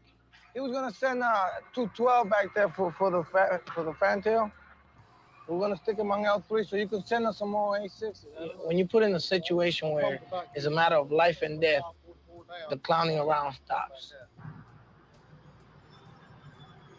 I think that's the kind of attitude that most of the guys have. You have to mature. You know, you really have to know how important it is what you're doing.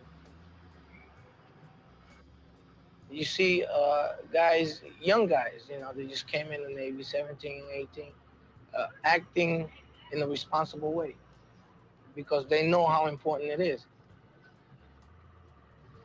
All right, let's make a ready deck. We have 2 times approaching at 7 miles. I think what we do as a Navy, what we do as a military force, the most important thing we do is to prevent another war. I certainly don't want to experience it again. But we have to be prepared. I hope one day there is no use for aircraft carriers or war-fighting airplanes and tanks and everything else. I frankly don't see it. Not in our time, not in my children's time. My children understand this because they've been a part of my career. They've seen me go trudging off to war. They've seen me come back.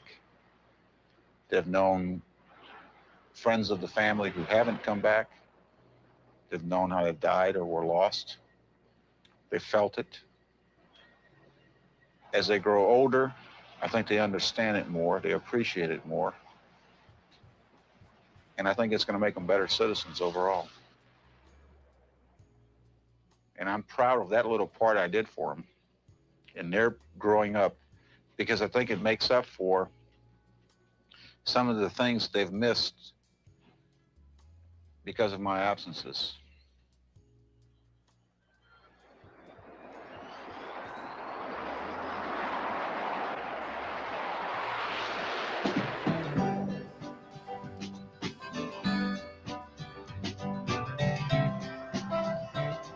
Gentlemen, it was a very clean launch evolution. Everybody seems to be on top of their jobs.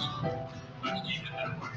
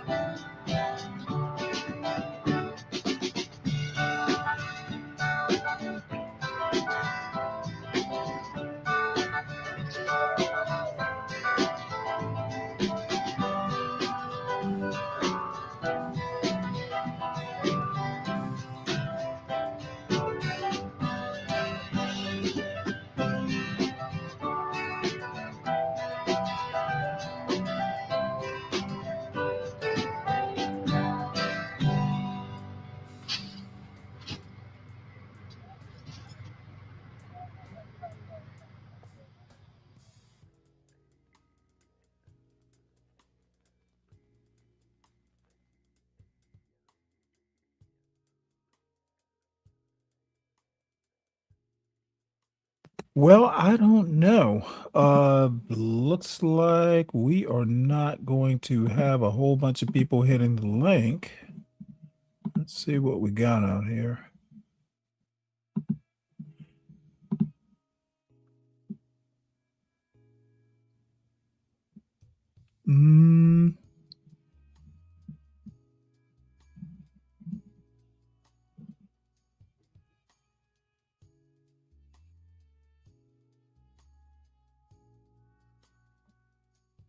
Let's see. Let's have a look at this.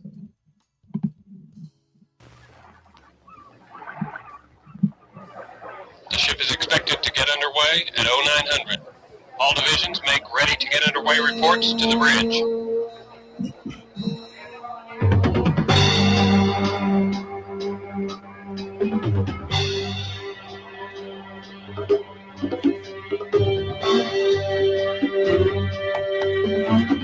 Main Control, this is Chief Receiver reporting A Division manned and ready to get underway. Bridge, this is Chief Smith from the Medical Department. We're manned and ready for getting underway. Supply Department's ready to get underway. Time to take the regulator up. Where did it go? Electrical Division is ready to get underway. DC Central, we report manned and ready for getting underway.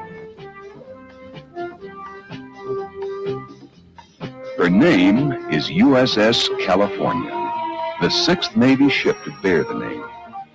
She first left this port under sail a century ago. Now, the old sloop's namesake sails from Norfolk, powered not by the wind, but by the atom. Her designation, cruiser. But the only thing old about her is the name. She's the first of a new class of nuclear-powered surface ships. 11,000 tons of the most sophisticated systems yet designed by man. Her crew, 28 officers and 512 enlisted men. Among them is a small company of men without whom California could not make its first major voyage. Some say they're rugged individualists who sail their own course. Others say they're the backbone of the Navy. Probably they're both. They are the Chief Petty Officers, the Chiefs. And this is their story.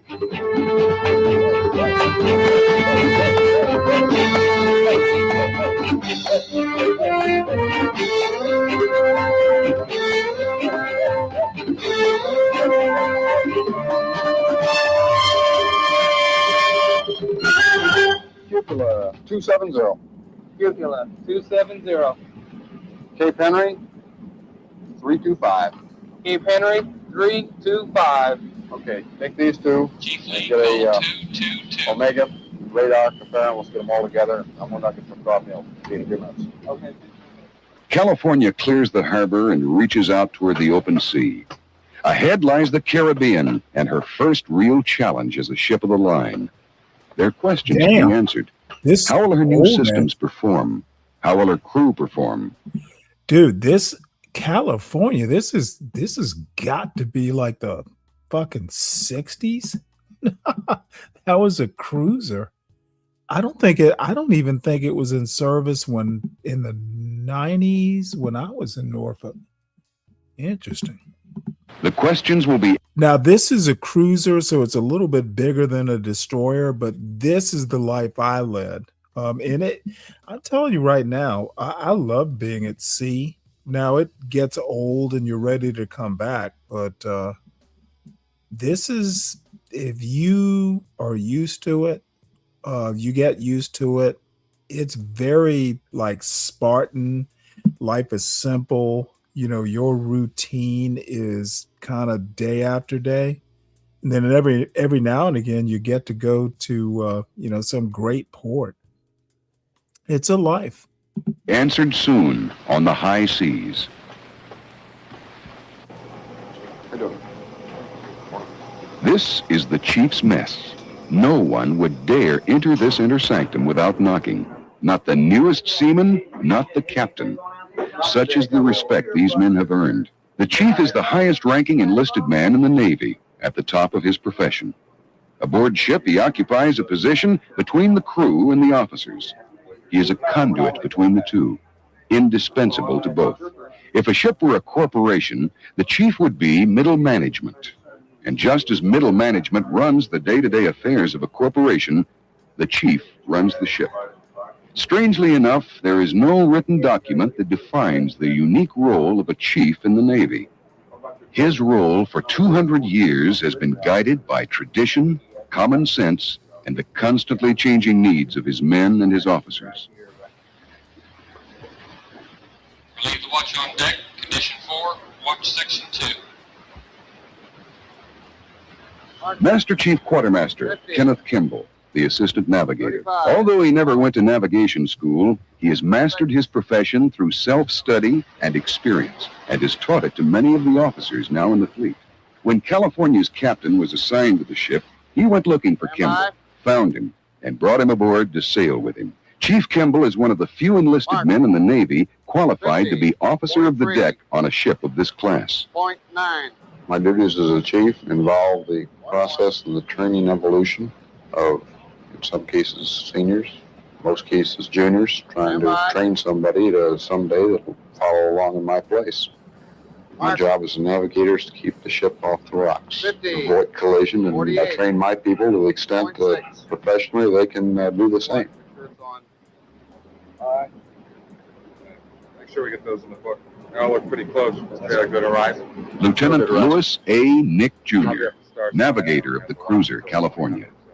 When he was an ensign, Chief Kimball was his instructor in navigation school. Now, together, they get the ship where she needs to go. Well, let's go bottom and see. Everybody who is an officer of the deck learns navigation by watching people do it and by practicing it. Chief Kimball is the man to watch, and he is the man to learn from. 8 o'clock closet here this morning. Look pretty good.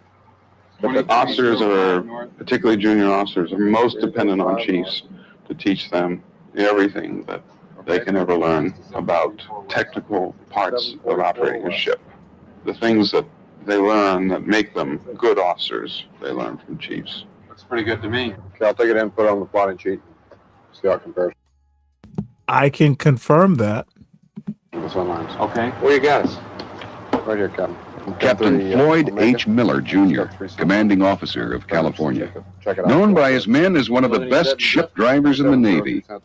One of his chiefs said, "There are two skippers in the Navy I'd sail to the bottom with. This captain is one of them." Well, the function of a chief, the way I see it, is that he's a technician and he's a middle management leader. He's had lots of years of experience in the Navy, otherwise he wouldn't be a chief.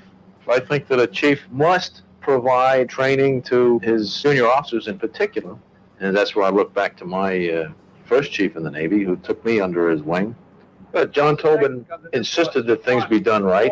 He ensured that they were done right, and his men all understood that. And I saw that that worked very well, and I think some of that rubbed off on me.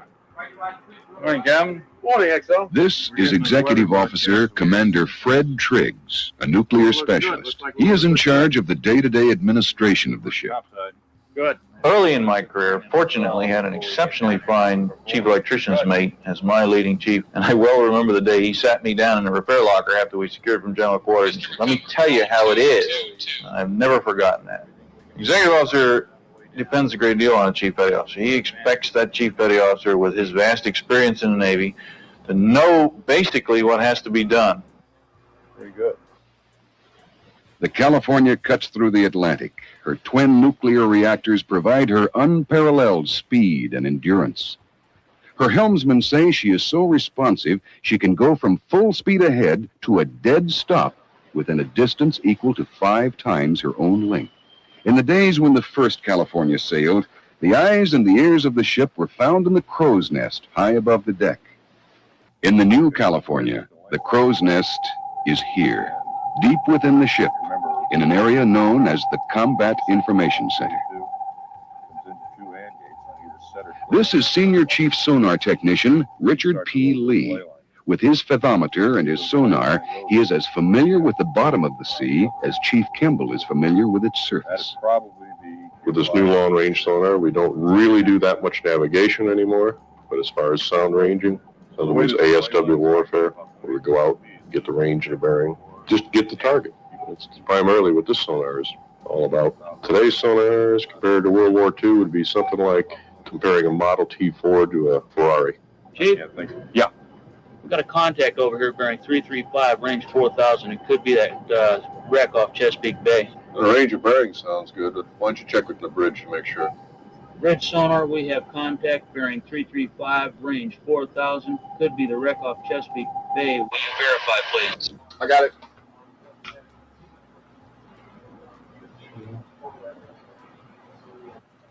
Murray informed combat to inform sonar that the contact they hold is a charted wreck.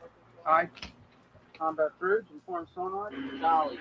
If the wreck had turned out to be an enemy submarine, the safety of California would also have been in the hands of this man, Chief Operations Specialist Dudley Locke. Still in his 20s, Chief Locke is among a new breed of Navy chiefs, those whose unusual technical skills, intelligence, and leadership qualities have brought them through the ranks quickly to positions of immense responsibility at an early age. Chief Locke is responsible for the men and systems comprising the offensive and defensive combat readiness of California. His station is a labyrinth of consoles and computers and highly sophisticated electronic systems. But none of this technology can be any more effective than the effectiveness of Chief Locke and the 28 men in his division. Basically, I'm responsible for the smooth operation and the training of personnel who man the Combat Information Center. Just about everything that happens on board this ship is somehow related to CIC. We have a pretty big breaking point between the petty officer level and the chief petty officer level. In fact, I think you become a hell of a lot smarter overnight. All of a sudden, I had just a little more respect, and people weren't just running around calling me by my last name. It was Chief, and that meant a lot to me. There was a time when the men who first sailed this sea had few rights and were little more than prisoners in the ships they sailed. But the world has changed. The Navy has changed. The Human Relations Committee presents their... This is a meeting of the Human Relations Council. It meets regularly both in port and at sea. Its proceedings are based on the fact that a ship's crew is a society of free individuals. And as in any society, harmony and group welfare may at times seem to inhibit individual freedom. Everybody'd like to see... Chief Lee is the ship's senior enlisted advisor. Through him, every enlisted man on the ship has access to the ear of the captain. Can't treat 500 people like they're one. Each person's an individual. Being an individual, they've all got their different wants, their different needs. We get the people together. If they've got a problem, they'll bring it up to me. And when I bring these problems up to the committee, I'm talking directly to the higher echelon, the executive officer, the education services officer, the prime movers in the command. And they're the people that can normally correct 60 to 80% of the problems right on the spot. The other 20% we work on. This ship was built to be self-sufficient. Being nuclear power, we can go for many years, well over a decade, without refueling. We're not tied to the beach in any manner. We're having that as a capability. The Navy looked to other things that would tie us to the beach and ensured that we would be self-sufficient in that we have our electrical rewind shop where we can rewind essentially any motor that we have on board. We have a large machine shop that we can repair practically any piece of equipment on board. We ran out of beans and bullets, well, then we'd have a problem. But I don't have to worry about fuel, repair capabilities, and what have you on board. We're, I'd say, one of the most self-sufficient cruisers in the Navy. Flight quarters for personnel transfer. All hands not involved in helicopter operations remain clear of flight deck and areas after frame 151. All topside personnel remove hats. Almost all ships in the Navy today have the capability to land and launch some size or type of helicopter. We split up the responsibilities for what has to be done on the flight deck. We have to be able, obviously, to land and launch helicopters safely. We have to be able to refuel them and maintain them. We have to be prepared in the event of an emergency landing or fire. Fuel for a jet aircraft, and this helicopter is a jet aircraft, is extremely critical as far as purity and lack of water suspended in it. Daily, the fuels chief tests the fuel, and then again he samples it just before it's put into the aircraft. And they're putting their lives in that flying airplane in the hands of that chief petty officer who says, it's good, pump it to them. Chief Lefebvre is an exceptional chief petty officer, one respected throughout the ship. Not throw anything over the side. The smoking lamp is out topside. But a helicopter is an airplane, and it's a funny airplane. It's not natural for it to fly, and it's landing on a small deck, often one that's pitching and rolling, sometimes one that's wet. The operation of any aircraft is a hazardous operation. Operation of a helicopter is more so. An operation of a helicopter off a rolling platform like this is becomes a very hazardous operation, one of the most hazardous things that we do. Flight deck operations, landing and launching are under control of the landing signal enlisted, LSE. Fueling is under the responsibility of the fuels chief. Firefighting, crash crew, and the responsibility of a damage control chief. So we've split it up. Each of them runs his own organization. He's responsible for the training of it. He's responsible for it being at flight quarters on time. He's responsible for what it does or can be called upon to do. And it's because the chiefs and the first class petty officers are taking charge of their area of responsibility and making it work. And all I have to do is be back there and watch. This is Camp. Well done, the flight deck group, taking in helo aboard rather rapidly. We did that with no prior notice whatsoever. There are conflicts between a seagoing career and a family.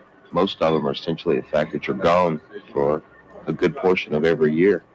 I don't like him being away so much, but that's what he wants out of life. He wants a Navy career, and he was in the Navy when I married him.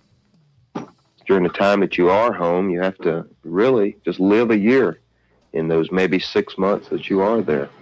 Before Dudley has to go to sea, he tries to get everything done that needs to be. I think for her that it's a very difficult thing, especially knowing that she has to run the home, bring up Tiffany, and all the other little odds and ends that I normally do when I'm here, that she has to do when I'm gone. The day the ship pulls in is really exciting. I have butterflies in my stomach. Tiffany's all excited, and I can't sleep the night before he comes home. It's always excitement, really. I believe my family and friends have a pretty good understanding of the rank of chief and what it means to be a chief petty officer. When Dudley made chief, it just seemed like our whole lives changed because he had worked so hard for it. And just seemed like it was so much more exciting. He seemed so more enthused. And I seem to get more interested in the Navy since he has made chief. You lose track of time when you're out at sea.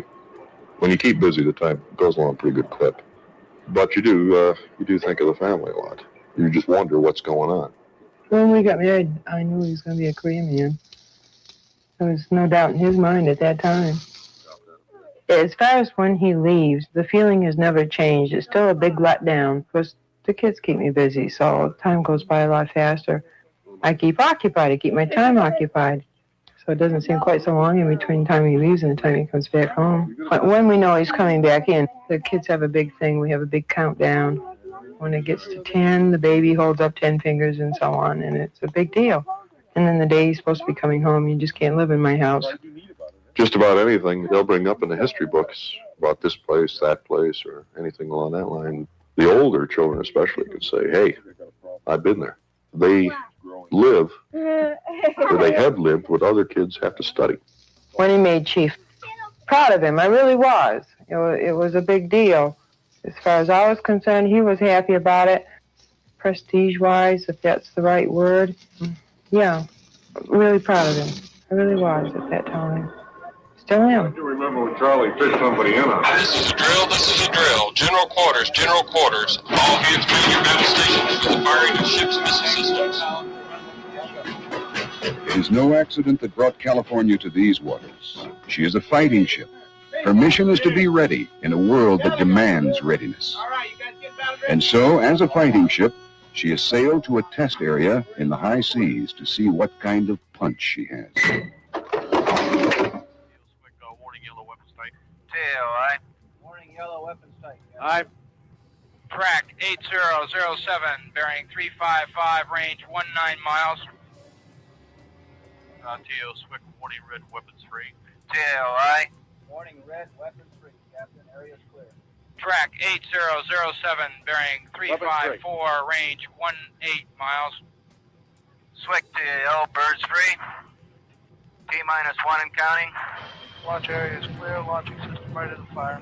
Track 8007, bearing 357, range 16 miles. Track 8007, bearing 353, range 15 miles. T-30 and counting. TM is internal. Track 8007, bearing 356, range 13 miles. T-10, 9, 8, 7, 6, 4, 3, 2, 1, fire. Flight 30 seconds. Track 8007, bearing 348, range 10 miles. Mark India, target passed through the gate. Target passed through the gate. Yeah. Looks like a success. Track 8007, bearing 351, range 6 miles. Mark Delta. Mark Delta. Aye. Good shot. One major phase of California's mission has been successfully completed. Before her crew wrestles with the challenges of another phase, California anchors at St. Thomas in the Virgin Islands. Everybody's released from tension. When you're on deployment, you're isolated. You're on a ship doing a certain thing. And when you go into a port, then you more or less cut loose. You work hard, you play hard. When you're over a foreign country, you are representing the United States, And let's face it, if you go over there to a person who's never seen an American, and if you leave them with a good impression, well, you leave them with a good impression instead. One of the reasons that I joined the Navy was I wanted to see the world. I thought it would be very interesting to see people of other cultures and lifestyles and compare them to our own in the United States. I ate pizza with the Italians, and drank beer with the Germans. I really thought it was exciting to be overseas and talk to other people and understand the way that they lived. It's still exciting to me when we go over. I've seen considerably more in the last 15 years than the normal person would probably ever see in their lifetime. I've enjoyed it.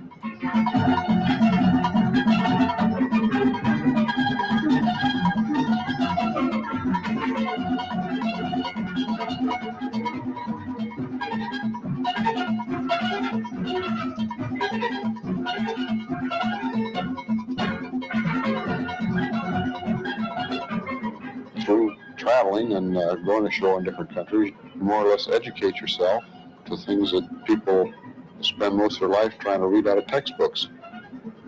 And if you get the experience firsthand, then you can supplement it with the textbook and you have a better understanding of people.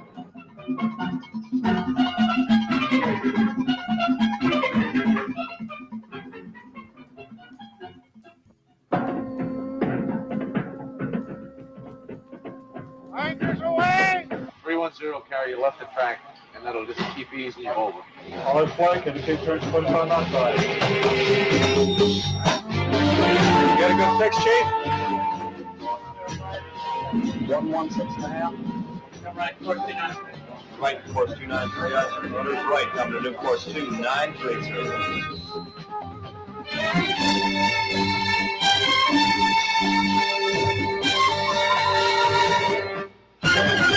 This is a drill. General quarters. All hands man your battle stations for the firing of guns 51 and 52.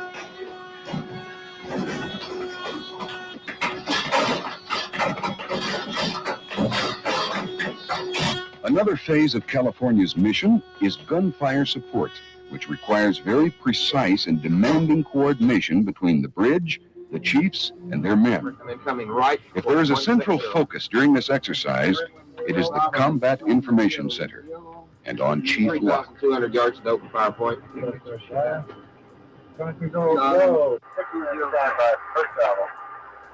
Mark pilot, Rob. 113, 13,800.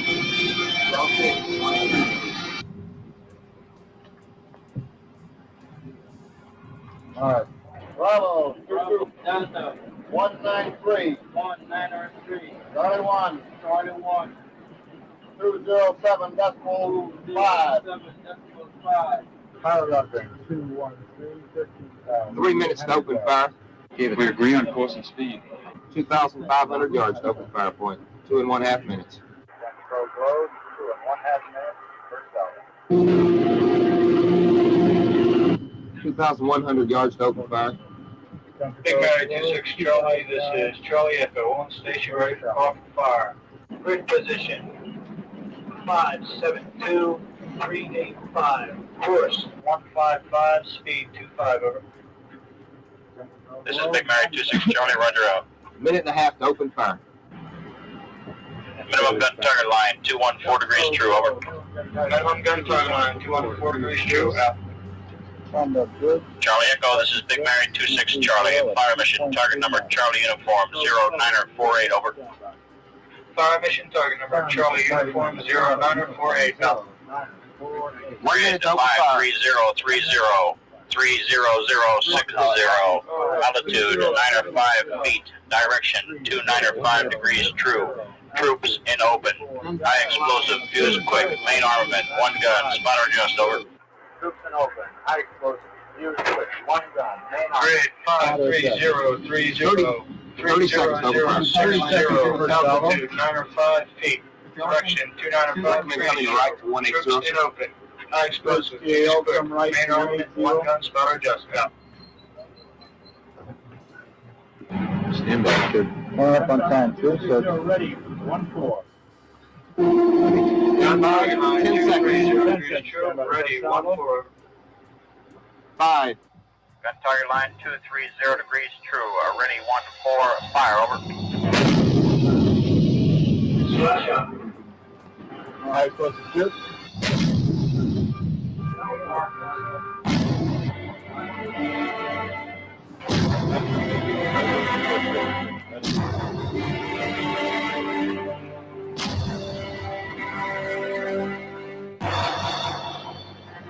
Secure from general quarters.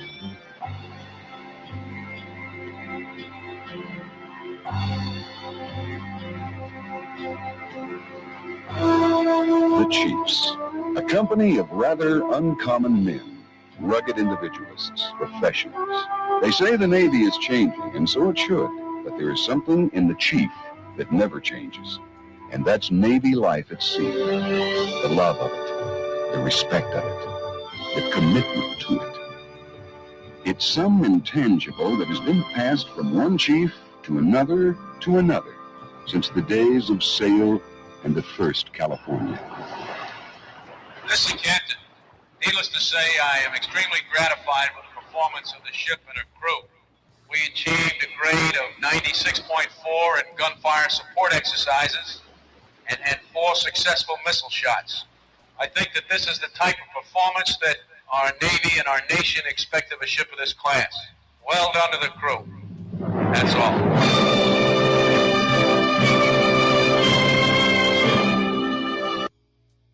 All right. Well, looks like we are done with this show.